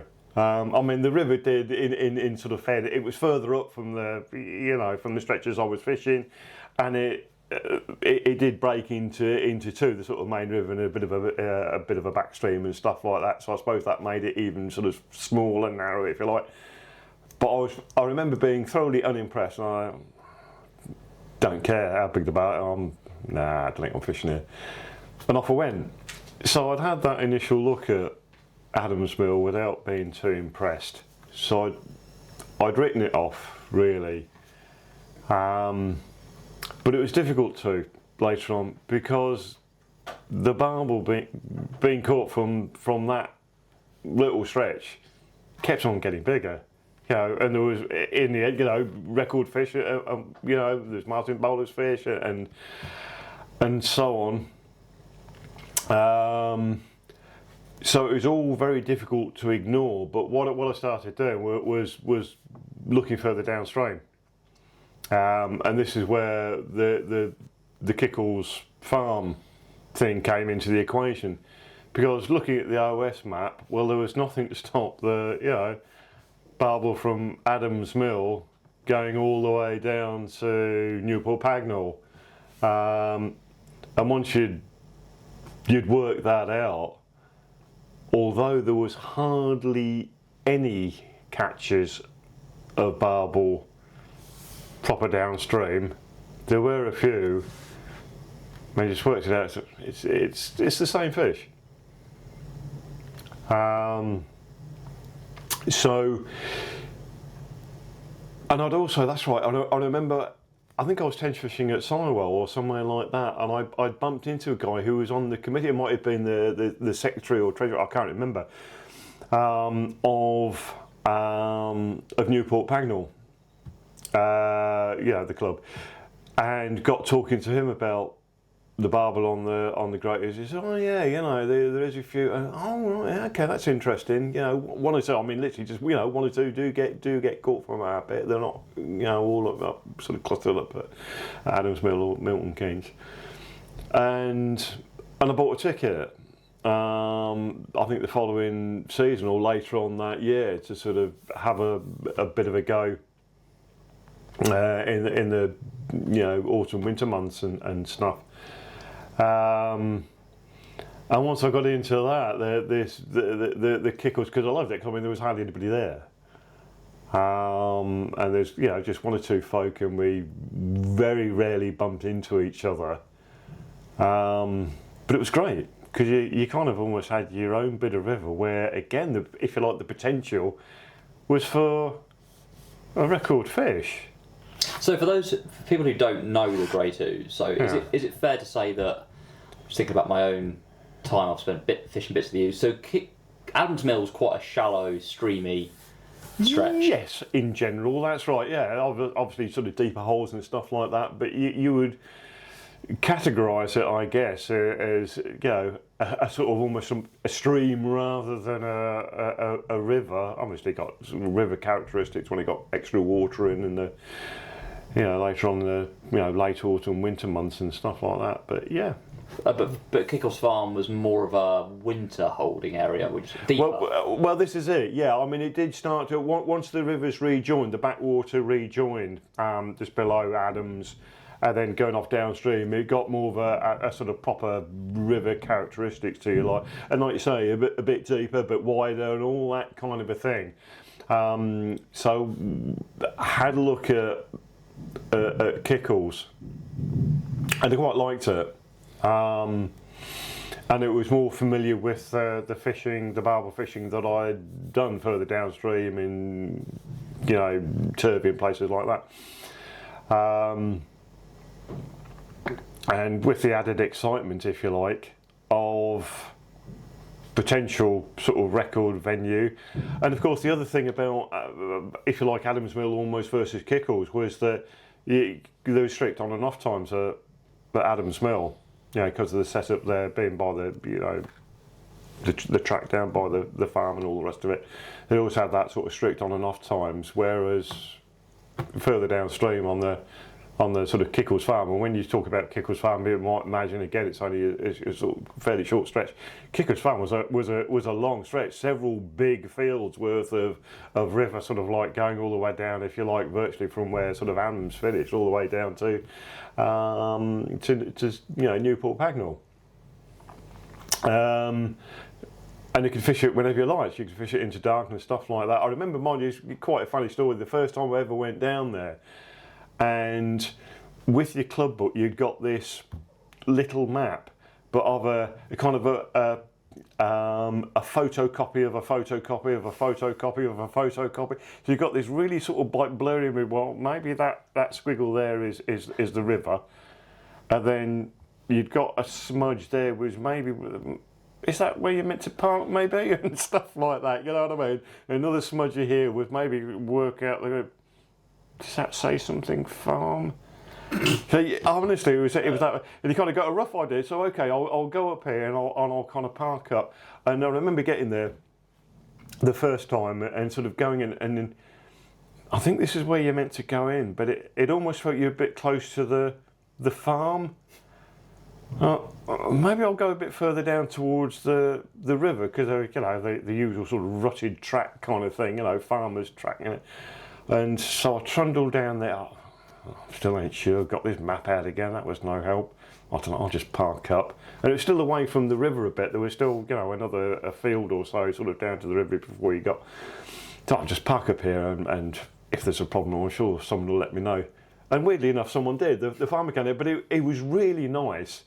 And he said, "Oh, I wouldn't park your car there, mate." I said, "Oh, sorry, I've got this map out." I said, "I'm sorry about that. I wouldn't." He said, "Well, I'm just concerned more about your car. The cows will come along and kind of like, lick it. They might lick it to death and stuff like that." Absolutely, which they did later on at Adams Mill. But I said, "All right." I said, "Where do you want it? Obviously, I'll come back up and move it. Where do you want it?" And he said, "Oh, yeah, anywhere up here, over, back towards the sort of farmhouse and such, like just anywhere around here will do." He's vague as that. He was a lovely bloke. So anyway, so that's what I did, and I did meet him a couple of times after, because he was interested in the fishing. An interesting one was being caught from his stretch. But of course I couldn't tell him at that point. I said first time down here sort of thing, obviously. But that was all good. So yeah, started fishing there, and because you come and go as you please and stuff like that, and it was like I say, further towards the kind of fishing I'd done elsewhere on the Ouse. It was nice, so I really got into that, but it was hard, and I remember, I think it might have been that first time down there, and I'd had I think I had an 11 or something like that. The sort of first evening, and this is all right. So obviously got really enthusiastic about it. Middle of nowhere, nobody else, no competition. I've had an 11 first try. Got to be great. And then blanked for the rest of it. Well, I blanked, probably a few chub and stuff like that, but nothing big, and no more barbel. and kind of did leave it alone a little bit because mate Keith, we were still doing quite a bit of fishing together, and it was the Stone Acres sort of roach thing had sort of really hit it, and yeah, all great, fancy a bit of that. So we did get sidetracked a little bit with that, but then came back to Kickles when again it's like, hang on, there's record fish to be caught here, and then like I say, there was just getting bigger, on the ooze. So it was fantastic. And so we're down there this one particular time. Well, no, actually, it wasn't true. I'm not even sure I was going to fish this particular evening. So I came back to this is my first record Barbel, and so there was a couple of three of us sort of fishing and sort of sharing our knowledge. There was Keith, Vince, and myself, and sharing knowledge between us, and we're actually even sort of combined on a sort of a bait and stuff like that, so we get a bit of bait going in, and maybe that would give us a little bit of an edge. And Keith had gone down fishing, and it was actually a Northampton Specimen group meeting that evening. So Keith had come down so he could fish into the evening, and then he was going to pack up and come to the group. I was going to go from work to home, get something to eat, go to the meeting, and what have you. So I hadn't really intended on fishing. And Keith was on the mobile a couple of times saying, the conditions look really good. It had been raining a bit and stuff like that, and it was just a sort of enthusiasm in his own sort of voice about being there. And he said, I'm not even sure I'm going to make the meeting tonight. I think I might stay. It's it just feels right. And I must admit, I'd been sitting there in the office, keep looking out the window. Yeah, this is looking pretty good. And so in the end, I rang him back and said, I'll see you down there. I couldn't resist it. So this was like about mid-afternoon. And so I quickly rearranged a couple of meetings and stuff like that and what have you. And that was it. And I was off home. And loaded the car and that was it. And I was off down to Kickles. And it started raining pretty heavily. It was one of those, warm, but sort of muggy kind of, winter's nights, and it started raining. And all the journey there, it was raining. Parked up, got me gear. I remember sort of like big cagoule that that were good and sort of like covered everything. You'd put them over your backpack and everything kind of thing, and to let the rain slide off you sort of thing, because it was raining that heavily. And I remember going down to where Keith was, and he was fishing quite a bit sort of downstream. And I said, I'm gonna have a good old look around. So I left my gear with Keith sort of sheltering it as much as he could under his brolly. I'm gonna have a good old look before deciding where to fish. And we weren't precious about, even if we were sort of fishing a stretch together, it was about fishing, we've got to fish, swims next to each other or anything like that. Both had our own ideas of where was best and what have you. So I remember walking, I think all the way up to the top of the stretch and walking all the way back down again to Keith, who was kind of, way down right towards the bottom. So it's a long way. And there was this bit that just grabbed me. I don't think I'd really fished it before, but I remember there was a little bit, under normal conditions, it would be no more than a tiny trickle maybe of water coming in. But now with all this rain, it was still coming down. So the river was visibly rising, as you're sort of walking along and what have you. And now there's a good old bit coming in from this sort of, what's now a little side stream proper. I thought that looks pretty inviting, and I knew that was sort of deeper water quite close in. I thought, there was just something about it. It's just, that looks the business. It was a long walk back to, like I say, to Keith and get me gear and stuff like that. But it had to be what it had to be. So grabbed the gear, and I think always as well by this time, I think we'd both, without saying it, we're not going to make the meeting tonight. It's just looking too good. He was absolutely right. It was looking too good. So anyway, grabbed me gear, and up there, and still raining, river rising, and it was like a bit of a sign. So as I got to my swim and sort of like took off me rucksack and stuff like that, it stopped raining, and the sort of sun came out over the sort of like the clouds over there. So rainbow jobby do, you know, right over there in a.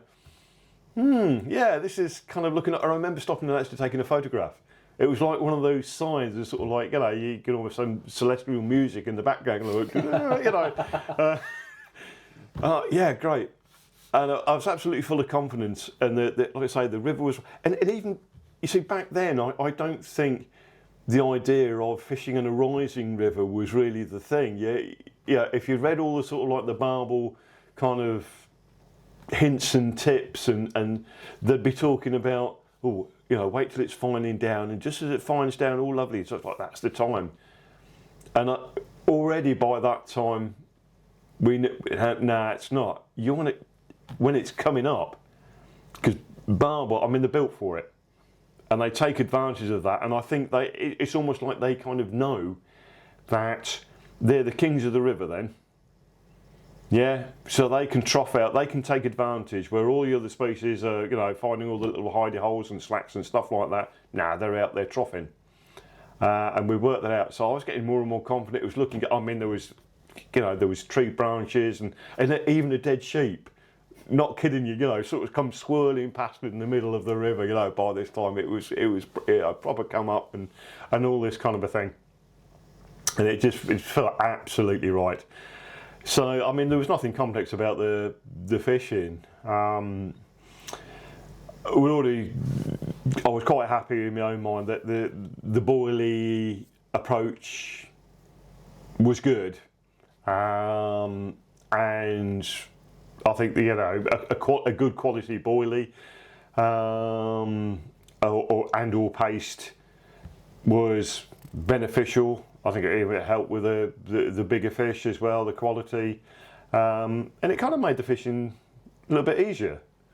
In a way, certainly, you know, rather than messing about with sort of maggots and stuff, you know, and especially on a short sort of session and things like that. It's so that was the approach, and I remember sort of casting out sort of like on the edge of the main flow and just on a lightish let and just letting it bounce out of the main push into a bit more slack water, just downstream from where this little side. Oh, perfect, that's great, that is. Well, it's just going to sit there until I get a bite, you know, until that 3 foot twitch, and it's going to happen. And it did. You know, and again, it's all the planning and the thinking and the sort of theorising and what have you. You know, don't forget, I mean, people, apart from literally a handful of people, they didn't fish this bit back then. It was all, you know, further upstream and what have you. But no, it's going to happen, and well, sure enough, you know, yeah, and the fight was pretty short but sweet, but it was all about keeping it out from the main flow. You don't want to get it involved in these, you know, dead sheep and, and branches and things like that and what have you. Keep it close, get it in the net as soon as you can, kind of thing, which all worked out quite nicely. And it comes to the moment, it's sort of like, what we got here then? Whoa, that's big. That's massive. You know, and I can't remember what my PB up to that point was. I mean, it's pretty respectable, but this just blew it away. Yeah, this thing in the net. Oh, all right, great. And I'll be honest, at the time, I did have thoughts of record because it was that big. And I think the record at the time was something like big 17s. And I remember just looking in at this fish in the net thinking, yeah, that's that all right. If not a bit bigger, do you know what I mean? And maybe quite a bit bigger. So that was it. So it's right, I've got to go down and get Keith. Bearing in mind, he's a couple of big fields away, you know, sort of like way downstream. So that's it, but it was quite handy because by this time, like I say, this little tiny streamlet was now deep enough and nice enough, it's sort of, you know, not raging water or something like that, to actually temporarily just, you know, sack this fish in while I got down and to get Keith. So that's what happened, and he can recall just sitting there in the dark and hearing this, Keith. What's that? Is that Tony? Little bit, a couple of minutes later, a bit louder, Keith. As I'm running down, to sort of get him as soon as possible, and got down there. Anyway, eventually got down there, and I said, I've got. He said, oh, actually, he said, you got one to say? I said, yeah, I have. And I said, it's huge. It's enormous. You got to come. It's and I want you. Be there for when we. It's enormous. And he could again sort of get that vibe off me, all that excitement. He says, "Actually, I'm packing up. I'm coming up. This is. I think it's game over. It's what This is. Something special has happened here." He got it straight away. So that's what he did. So he packed up, and we legged it back up to my swim, and and weighed it 19.1. Bearing in mind, like I say, the record at the time, it had only just been broken a couple of times. Sort of leading up to that sort of end of December and what have you, to sort of bump it up to that big 17s, and here we are looking at a 19. He obliterated it. Yeah. And it didn't actually take me too much by surprise. It certainly took Keith by surprise, because I said, you've got to weigh this. I don't want any part of the weighing, just to make sure it's all done correctly and such like. But I don't want any part. You just you do it all, and you read off the numbers and stuff like that. And it's quite funny because it was Avon's, the old dial scales, which are still the best scales in my opinion, as long as you treat them right and they're spot on. And I'd actually this is another weird thing. I'd actually took 2 sets of scales with me, and this is honest to God, because I'm thinking one of us is going to break a record here with the fishing we're doing. I'm going to take 2 sets of scales, and both sets of Avon, the 32s and the 40s, and I had a pair of each, and I was carrying them around every session and such like. We're going to end up using it. We're going to be wanting their sort of like done it on 2 different sets of scales and all that sort of thing. So anyway, so did it on the 32s, and like I say, Keith, you read off the numbers, mate. And he went, "You've not even got a PB here." What are you talking about? And then I twigged what he'd done. The revolutions and such like.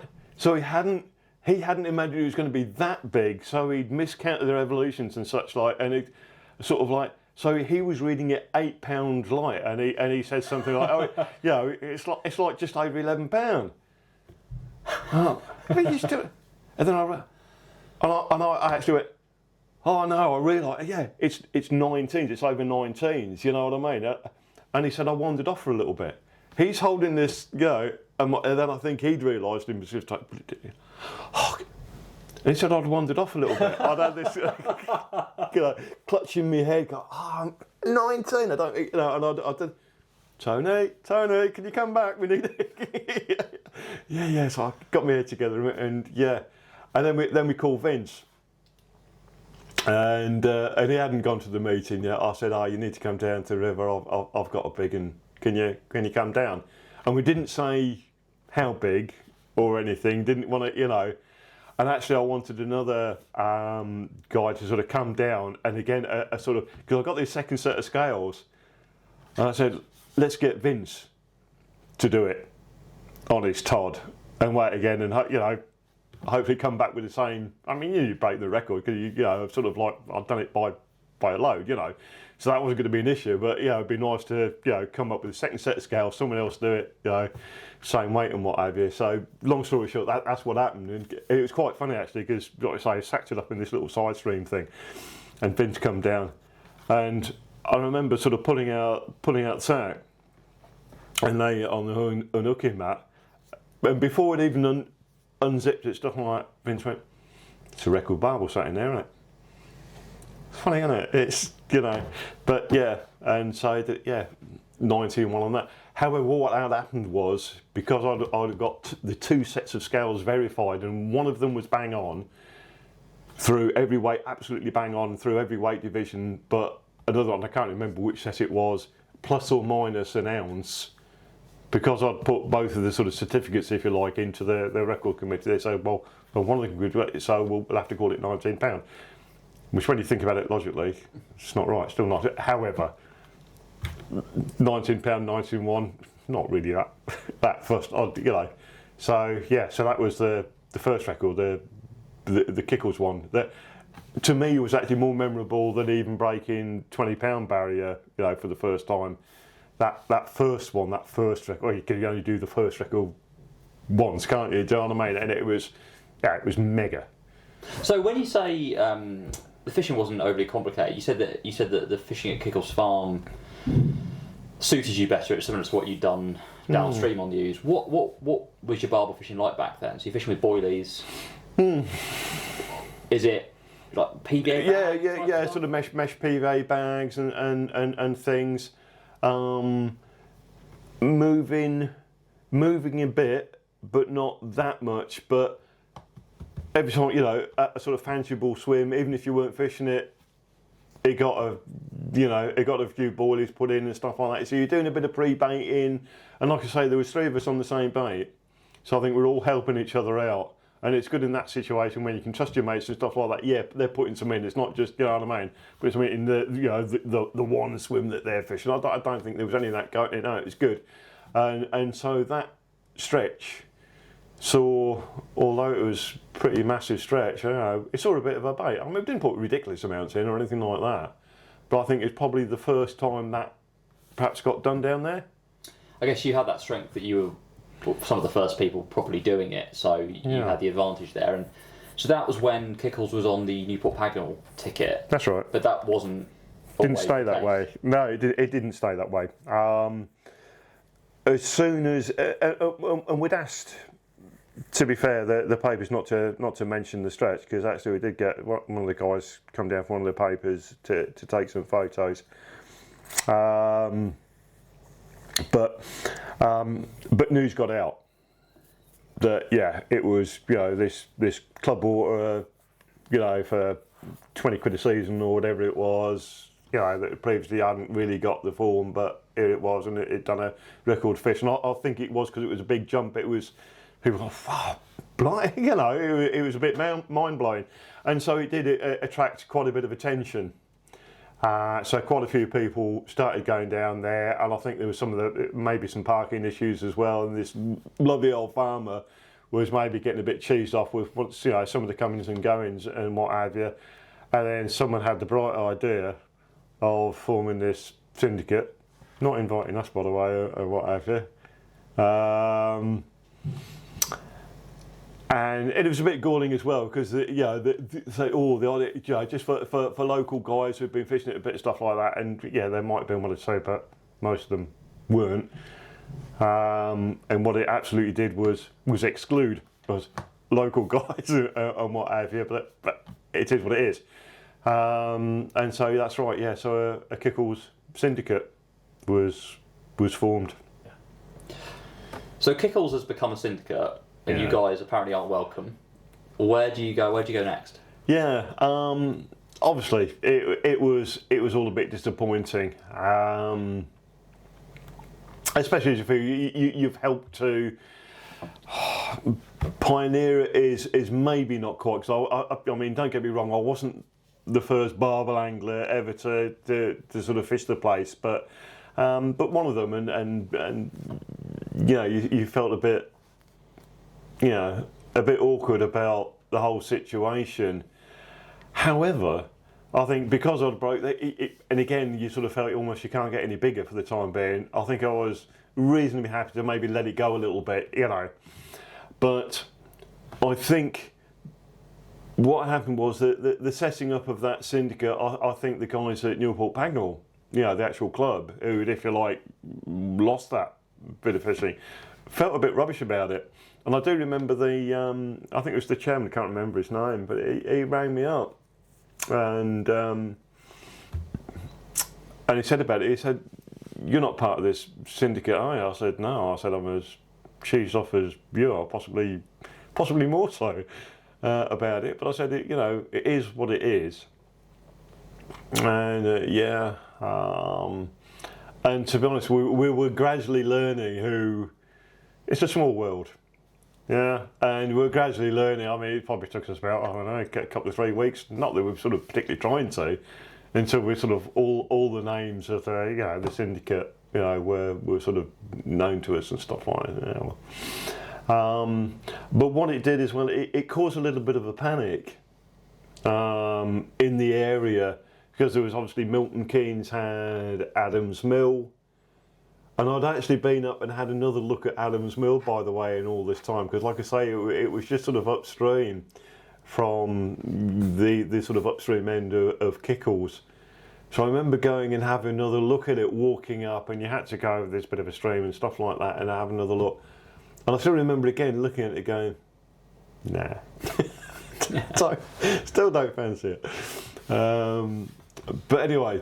So Kickles became unavailable for a bit. That I think maybe even hurt a couple of my mates more than me, because I suppose I could sit back with still a bit of a grin on my face. Well, I've got the record, Barbel, But my mates were in an awkward situation where that was all potential and what have you, and just sort of snatched away. But like I say, it kind of caused this bit of a panic, I think, in the other clubs in the area, especially Milton Keynes, who got Adams Mill, and they wanted to protect the club, if you like, from that happening on that bit, and another syndicate coming and going, oh, that Kickles idea was good. We'll do that with Adams Mill and stuff. So what happened was another couple of sort of like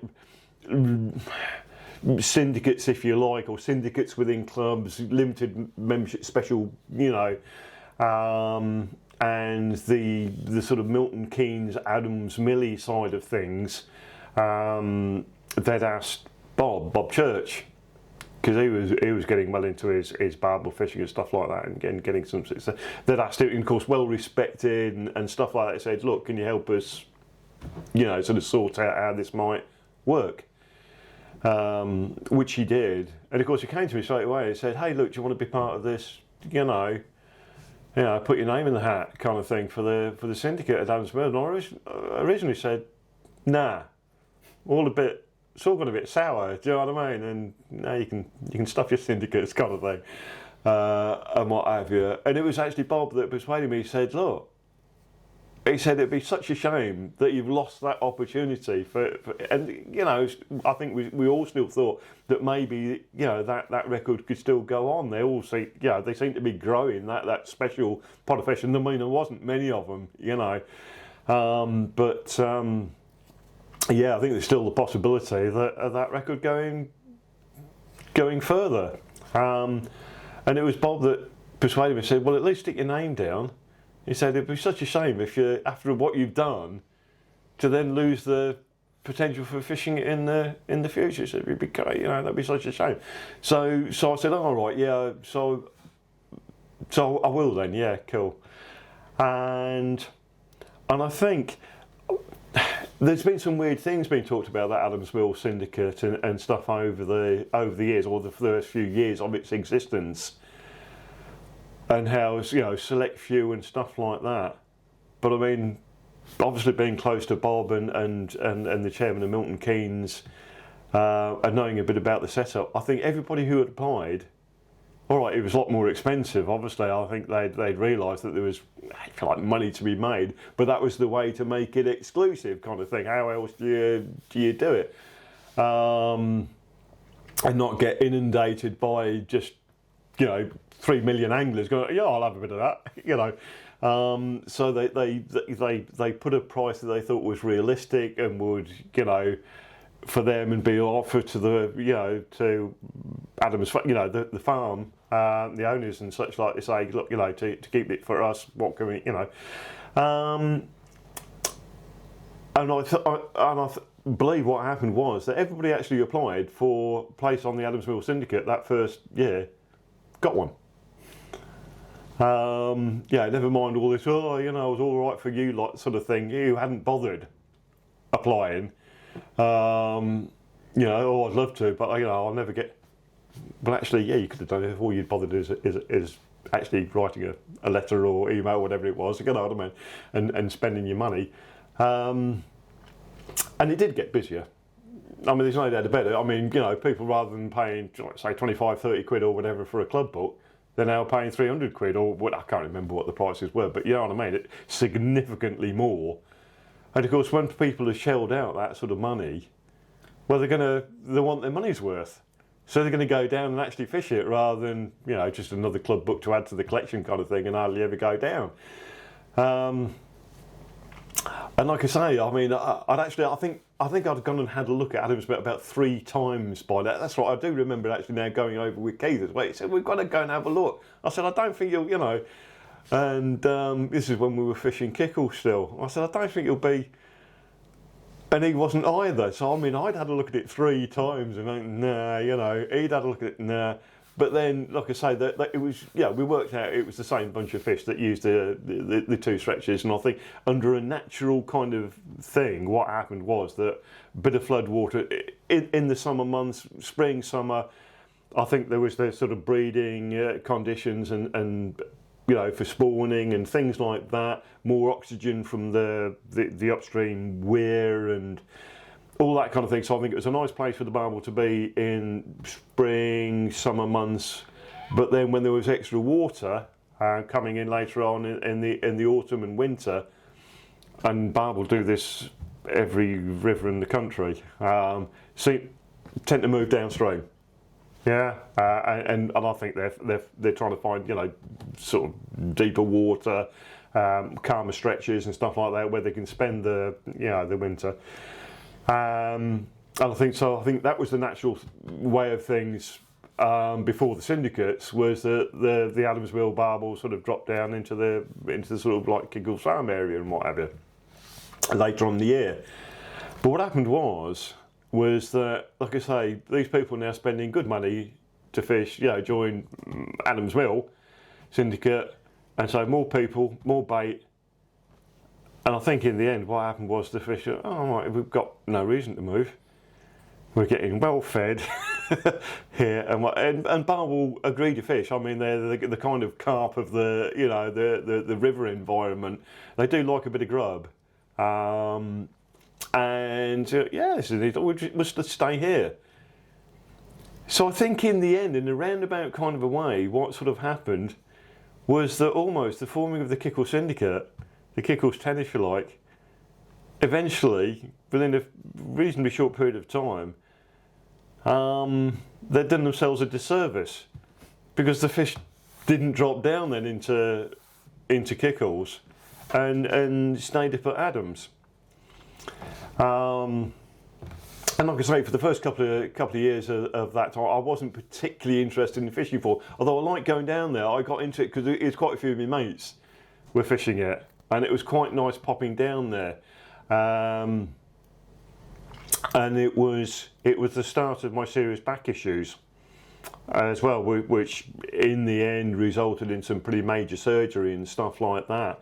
But it was one of those places where you could, you know, like I say, drive down to the little car park by the bridge, and some of the good swims were nice and easy, sort of walking distance, nice a bit of easy. Like I say, there was strict on enough time, so it was only a few. So it was a nice bit of fishing I could do without kind of killing myself. So I did fish a bit and got a bit more into the vibe of the place, and like I say, there's a few mates fishing it and stuff like that, so it's all got quite nice. So in the end, after a couple of years or whatever, I got into it, and of course the fish did grow, and so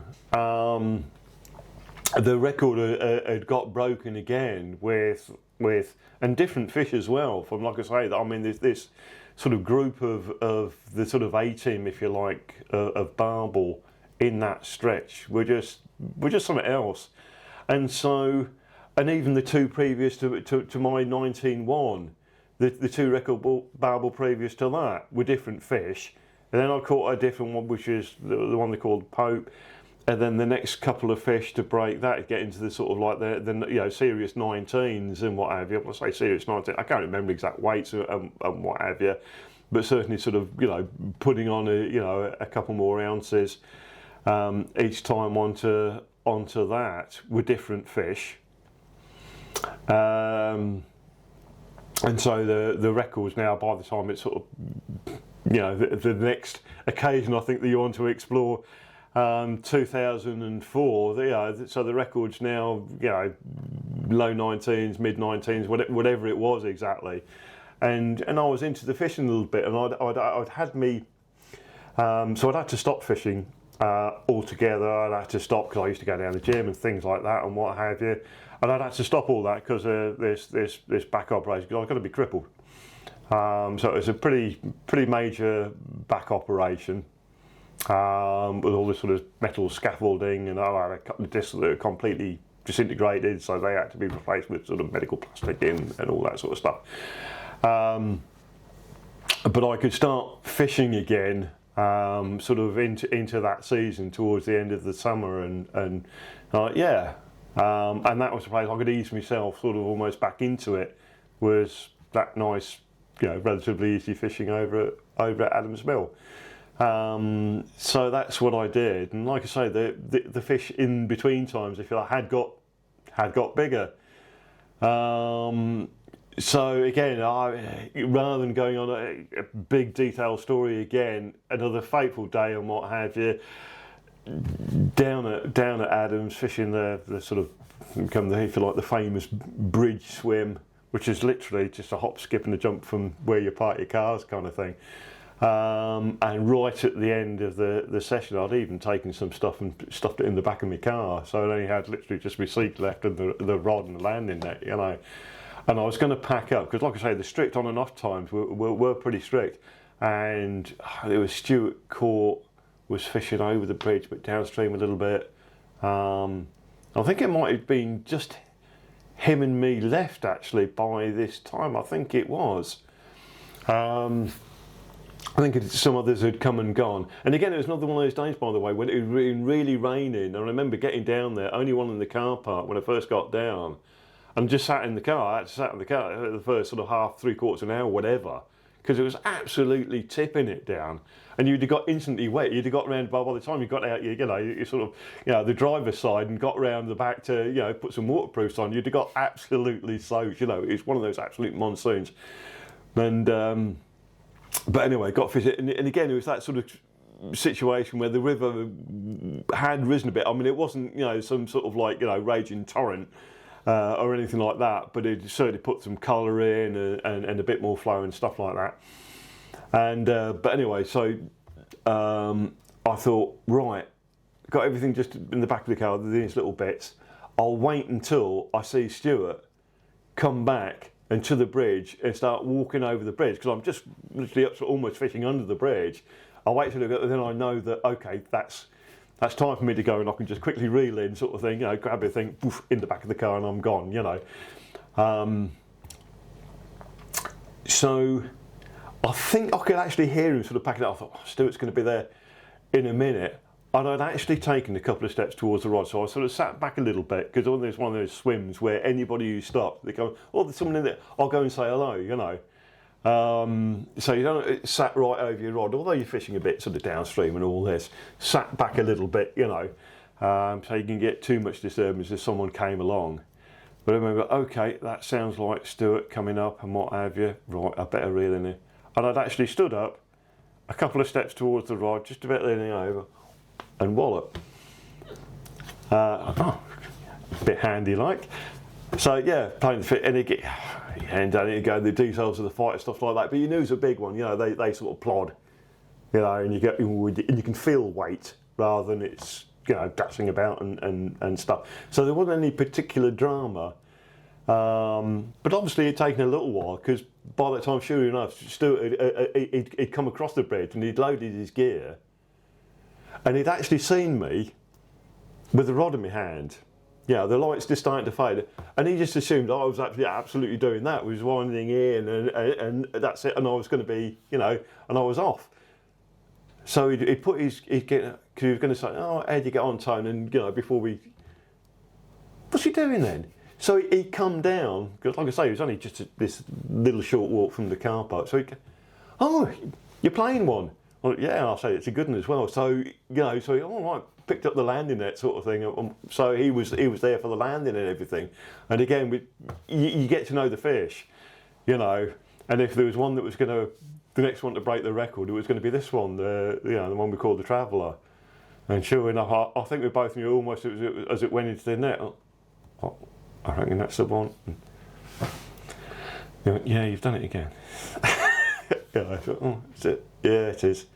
And yeah, long story short, first 20 pound 6. And yeah, again, okay, we better call some people then and rally the troops, and we'll get it verified and all the rest of it. So yeah, smashing. So that was the first barbel over £20 ever recorded. Yes, yeah.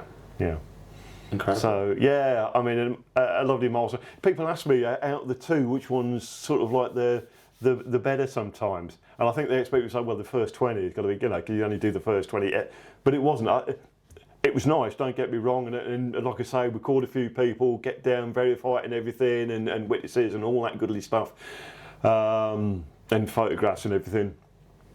And then we all went off to the pub afterwards. So, I mean, it was nice, it was great, and there's a couple of photos of me floating around, there used to be, in the pub with this dazed kind of like, what's just happened sort of thing, expression on my face, But if I'm absolutely honest, it was that first one. Yeah, it was the 19, and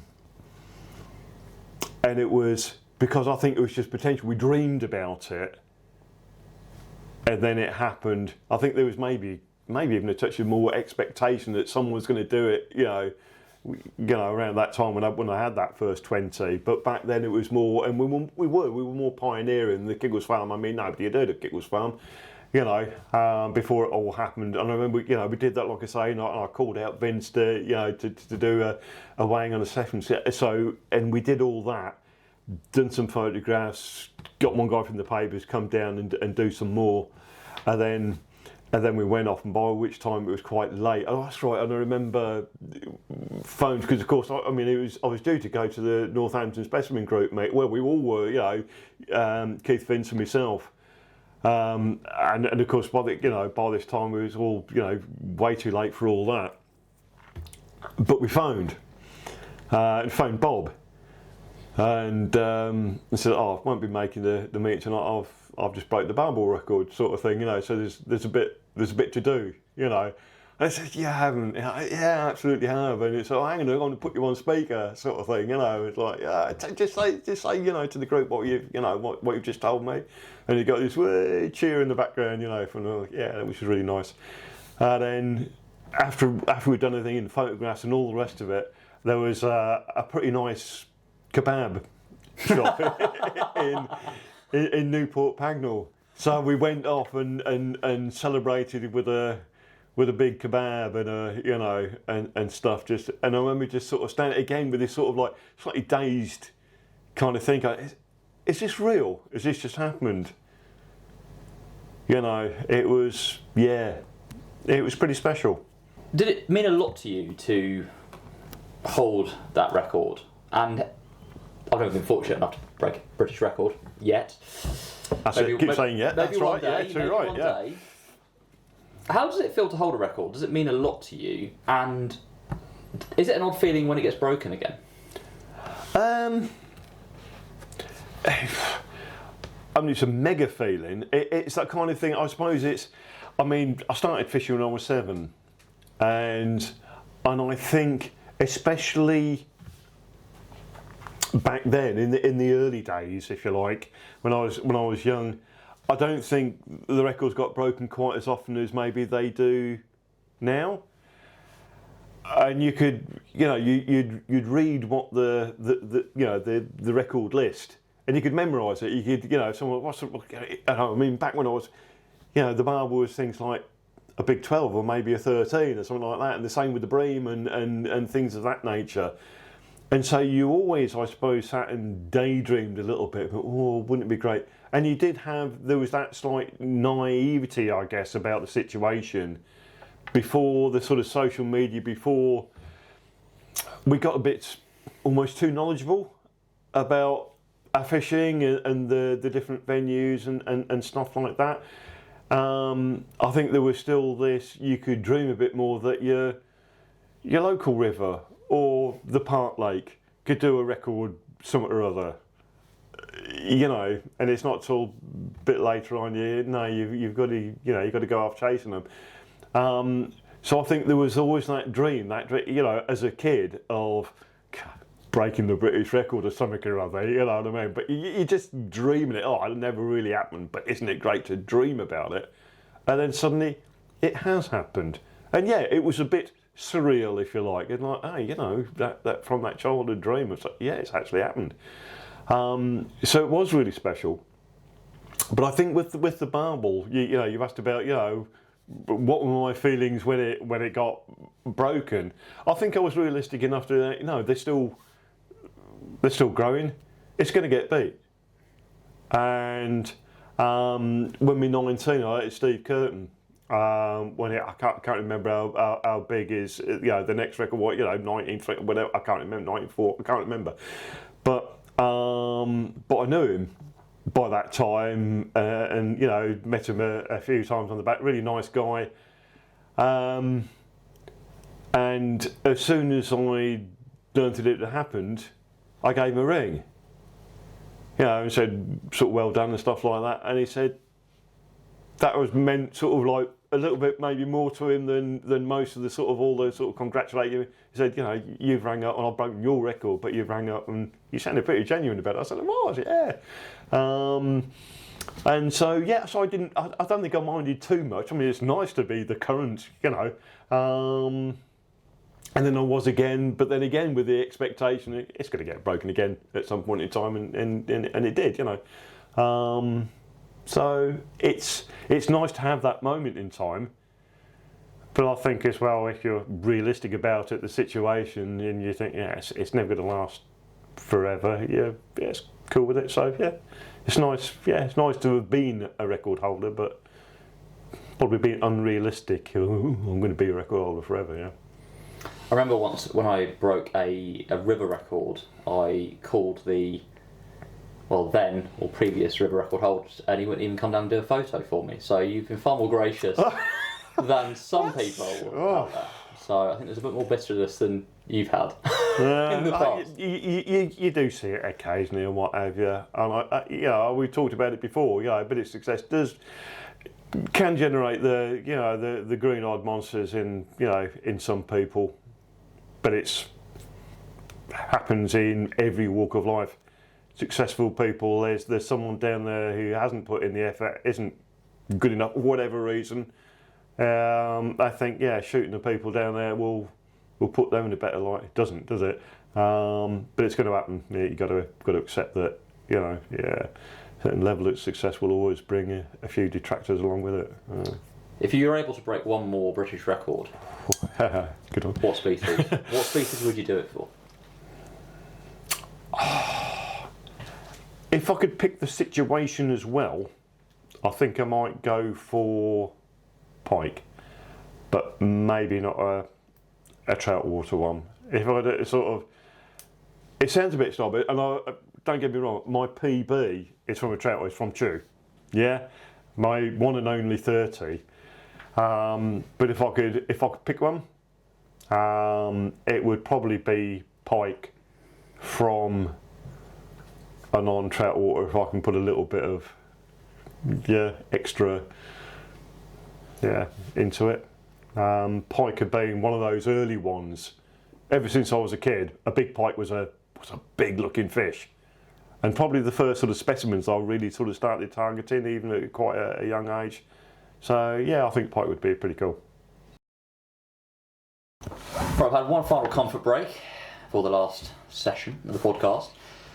Tony, I mentioned to you before about bringing something special in for us, something to talk about. I think I said something important to you in the fishing world. That was all I said. Yeah.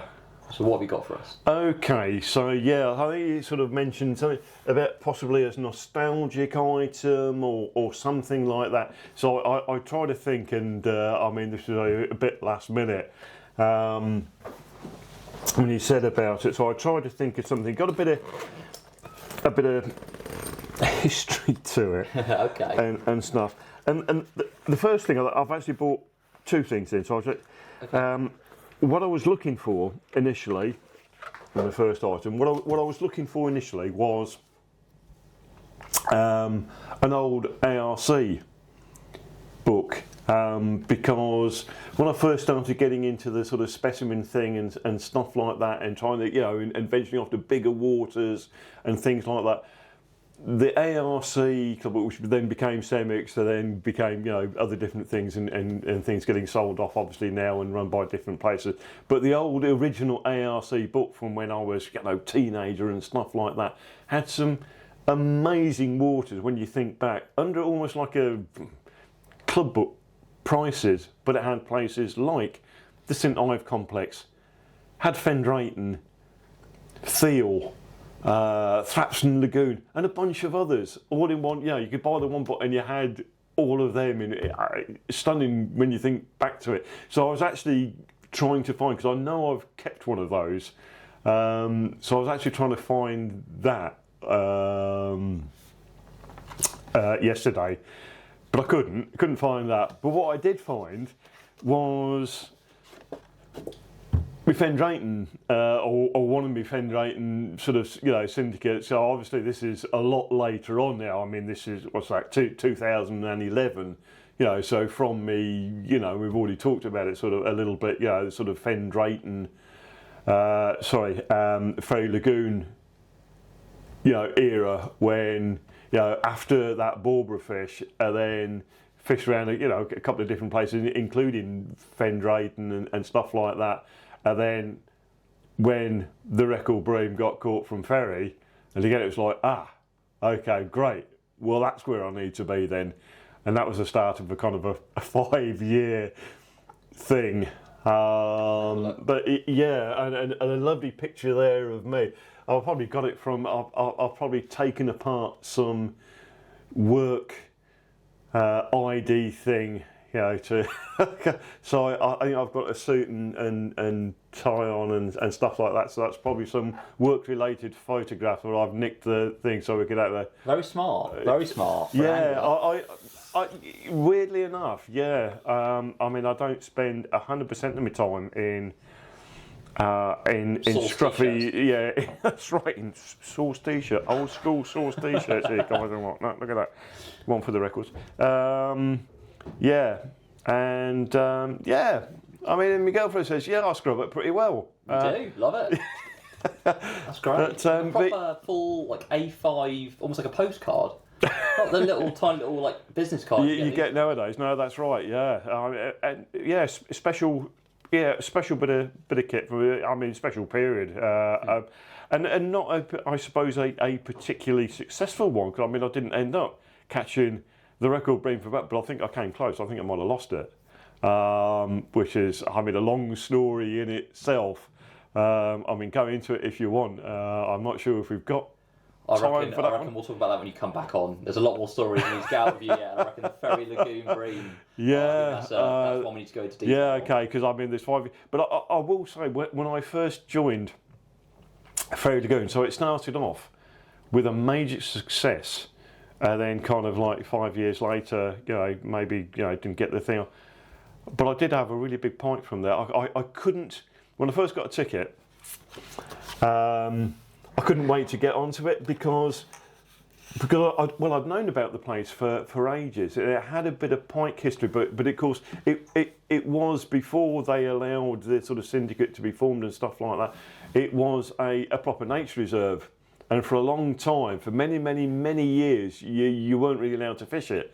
But I was aware, let's say, of guys poaching it in the winter for the pike fishing. Yeah. And there'd been quite a few good ones, and there's a few times when I literally sort of walked over to the gates and the fences around it, and sort of leant over and sort of thinking, should I? Because these guys were catching plenty. I think they plenty of 20s and stuff like that, and I think something in the back of my mind saying, no, save it. One of these days you're going to be able to to fish over there. Do you know what I mean? And do it properly and sort of save it. And so eventually, I did. But just talking about the pike. One of the things when I first got my ticket, and I can't remember if that was the first year. I don't think it was, but when I first got it, I almost couldn't wait to get over there. And of course, it was obviously that record Bream was the target. Well, I thought, what can I do before he even gets into Bream? And I think actually I did start Bream fishing weirdly enough that first year in February. But even before that, I just wanted to get over there and just be there and sort of soak up the atmosphere of the place and get to know it and do something. And I thought, I'll go over and do a bit of pike fishing.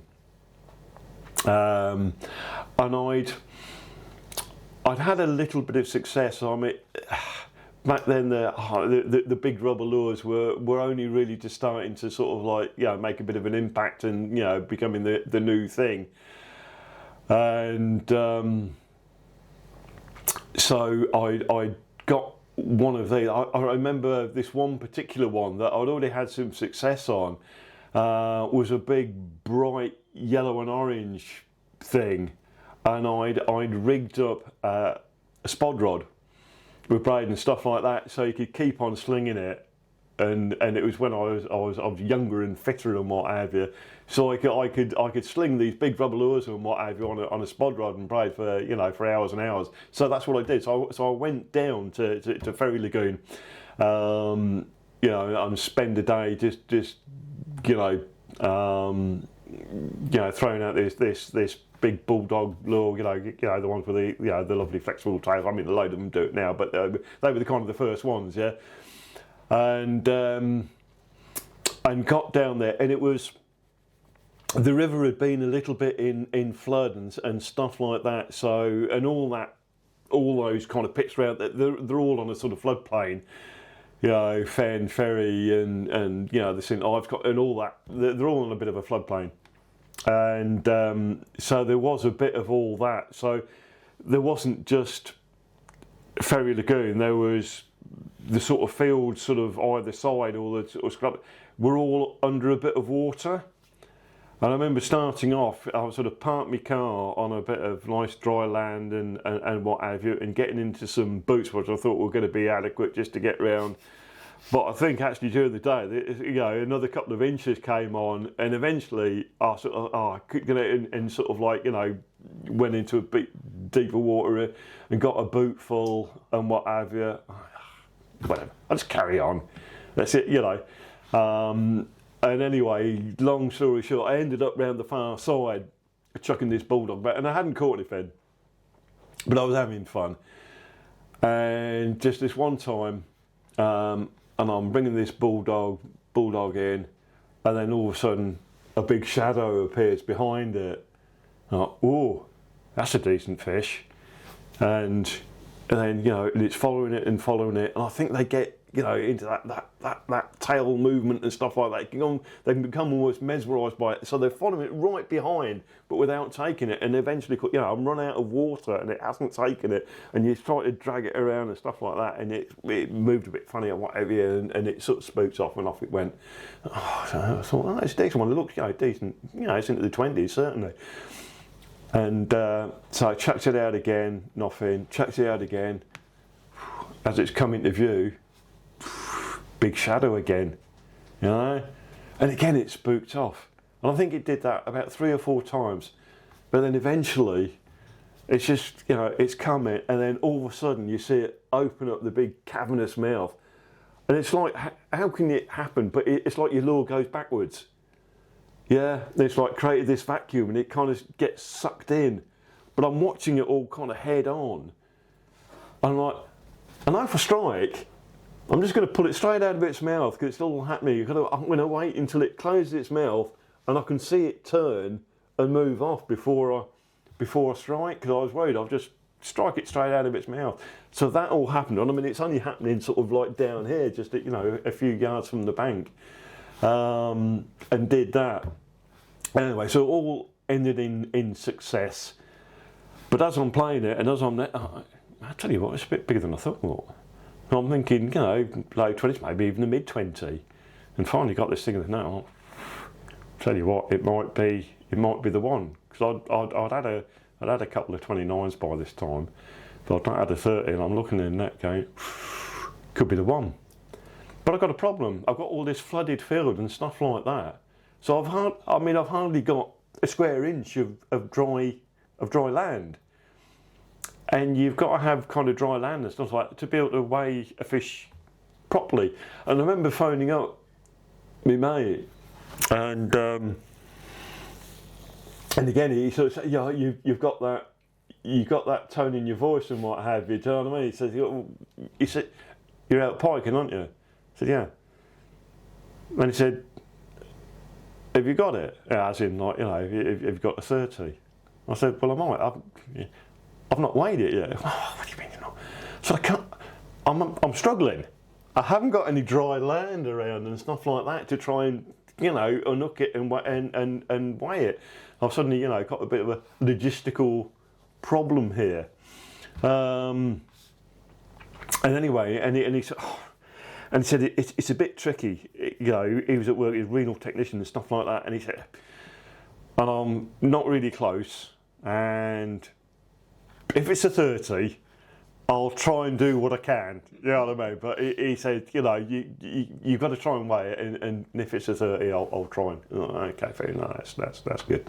And I tried another couple of mates and got no answer. Oh, yeah, I'm gonna have to try and weigh. So again, long story short, it was 29.2, I think, or something of that nature. And I think that was me third 29. But rather than actually being disappointed, it wasn't. I remember actually feeling relief. Really? And I think I'd had for so long, even as a kid, that dream of a 30. Because I had 20 is quite, I suppose, quite a relatively young age, and I think I'd had that dream of a 30 for so long. I almost wanted it to continue. If that makes sense. And I actually remember feeling a little bit of relief rather than disappointment that it wasn't a 30 and I'd still got that to come. Yeah. So that's one of the very early successes. I mean, you know, almost like the first time I fished over there, failed again, and that 29.2, whatever it was. Yeah. That's a great story. Let's have a quick look at the other thing you've got. Oh right, yes indeed. Okie dokie. Yeah. I've got a bit of a story behind this already, and it sounds incredible. We've not seen this so far. It's a bit of a crazy thing, and and here we are. It's part of my cooking equipment, and I haven't got an awful lot of cooking equipment at all and what have you. But the kettle is fairly new. Wow. But that's. Wow. That's pretty much my. Can you see that in the? Yeah. That's pretty much what I use and have used for, I think, over 40 years. As my, yeah, absolutely, yeah, touch the hallowed. So that's part of a Tangier set. And so when I first sort of got into sort of proper specific and sessions and things of that nature,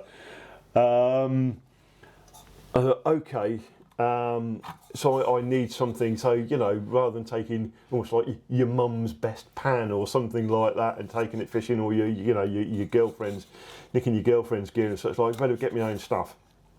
And the old Coleman's were the thing back then. Everybody had a Coleman stove, you know, the petrol things that you have to pump up. And when you're filling it up, I mean, all my mates filling it up with this petrol, they get it all over the hands and what have you. And then half the time they'd burst into flames and stuff like that at an opportune moment, and everything was setting fire, and you know, people kicking out the Coleman stoves into the pit to, you know, put them out before the bivvy went up. So I thought, no, okay, I'm not too sure about these Colemans. What else? And I was, you know, I'm quite big into reading these, if you like, more almost adventure stories, but true stories, you know, mountaineering and things of that nature. And I know that the kind of mountaineers, what they used were the sort of these mess burners, because, you know, with gas even and stuff like that, they. Which was nice and clean, but in the cold they tend to, you know, not be as effective. So these methylated spirits burners and what have you, these sort of Tangier sets, and I suppose there were others, were, you know, still worked perfectly fine in the colder months, and you could get all of that, like I say, in a sort of set, if you like.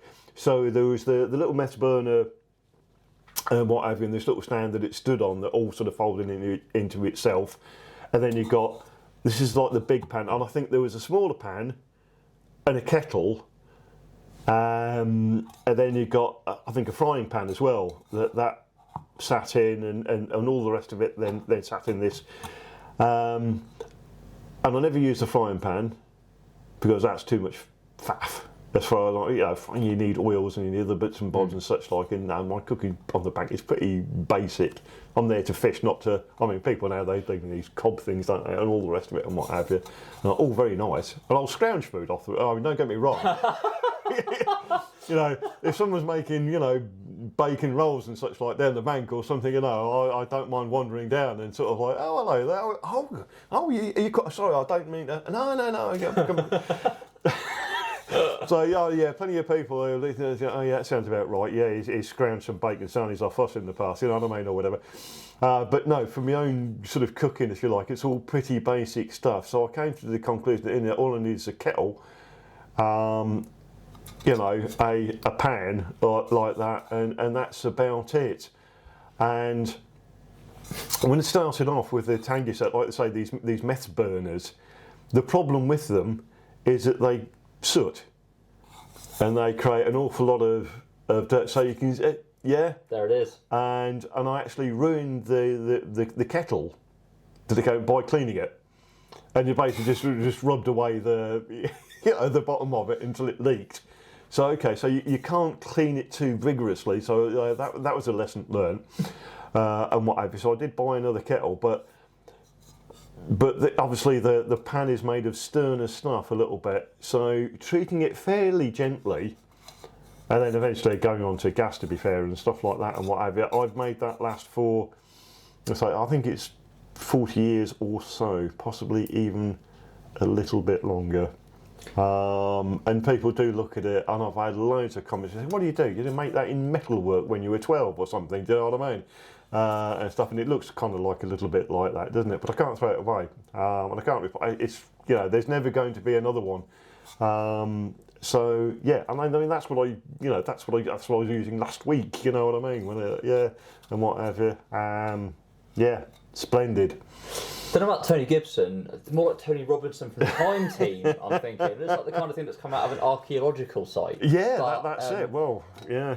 Tony, I think specimen anglers are known to be pretty secretive at times, even in this day and age, with the amount of knowledge and information out there. I think carp angling's come a long way, but I think specimen hunters were a bit like carp anglers were probably in the 80s. Yeah. Sometimes we don't always want to talk about what we're doing and where we're going, do we? And I think we've got quite a novel example of that just yesterday. So yeah, for those listening, I tend to try and have a phone call with guests like yourself who are coming on maybe just a couple of days before to have a chat about what's going to happen. So I think it was on Tuesday, I said to you, should we have a catch up this week? And you said to me Wednesday would be good. So I'll give you a buzz Wednesday. Yeah. And you say to me, I'm doing quite well, I've got a tench in the net. Yeah. I was like, oh great, you're on the bank, that sounds great. And you're like, oh yeah, I'm actually fishing this quite difficult water, really difficult to catch tench from, had a couple. Yeah. Now, at the time I also say to you, I'm on the bank as well. I've also had a couple of tench this morning. I was like, hopefully we'll be interrupted by a bite at some point. So we have our conversation. Bit of a banter, yeah, about that. You said I need to get a photo of this tench. I was like, oh yeah, fantastic, have fun. Anyway, we have a chat, 20 minutes, that's it. Fast forward to yesterday, you come wandering up the path. We're not only fishing the same lake, you're in the swim next door. We were next door, yeah.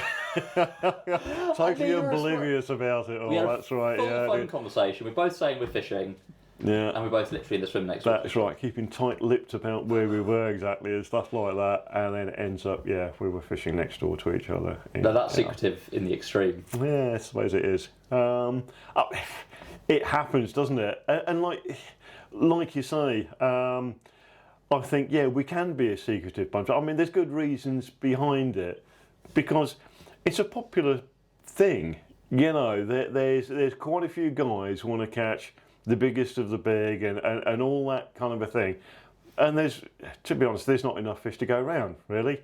And I think especially if you've done a bit of homework on a place, and you think you've maybe found somewhere a little bit, without all the crowds and stuff like that, you're not going to suddenly, get onto social media or something of that nature and tell everybody where you are, and invite the crowds down, and suddenly you can't get the swims you want or whatever it might be.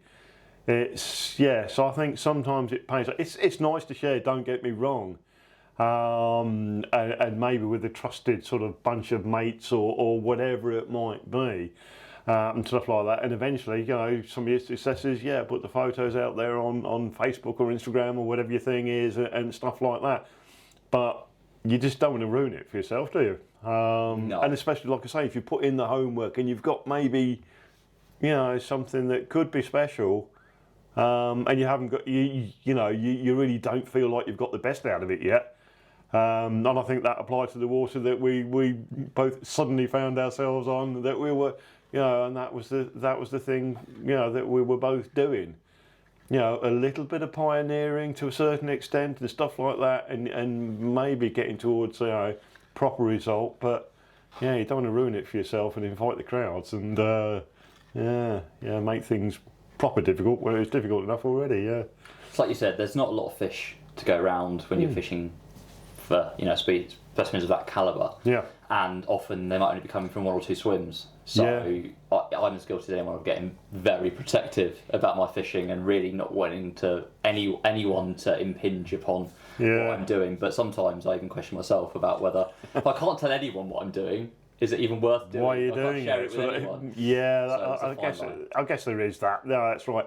And I suppose eventually, once it's time to move on, and if you feel you've got to keep that kind of amount of secrecy about it, then you can always say, that's it. Once it's time to move on, once I'm pretty sure I've had the best of the best, or whatever the circumstances might be, and then I can tell people about it. Yeah, you'll write a book or something like that, and it'll all come out. Tony, thank you. It's been incredible hearing some of these stories. I knew some of your captures, but I certainly didn't know the stories behind them. And I think you're one of the few people in specimen fishing who would actually be willing to take on some of the challenges that you have. Challenges where there is a good chance that success will never come. Mm-hmm. But you do that for the chance of having that moment of real glory of achieving something that no one else ever has. Yeah. And I think that's really admirable. And I think your fishing and your writing over the years has definitely inspired me to do a similar thing, follow a similar path. And no, yesterday was ridiculous when we came across one another, but it's wonderful to probably finally be fishing the same venue and fishing it with someone like-minded who hopefully I can now share a few captures with. Yeah, cool. Yeah, sounds good, mate. It's been fantastic, Tony. Thank you. All right, thanks. No, real pleasure. Yeah, enjoyed it. Thank you.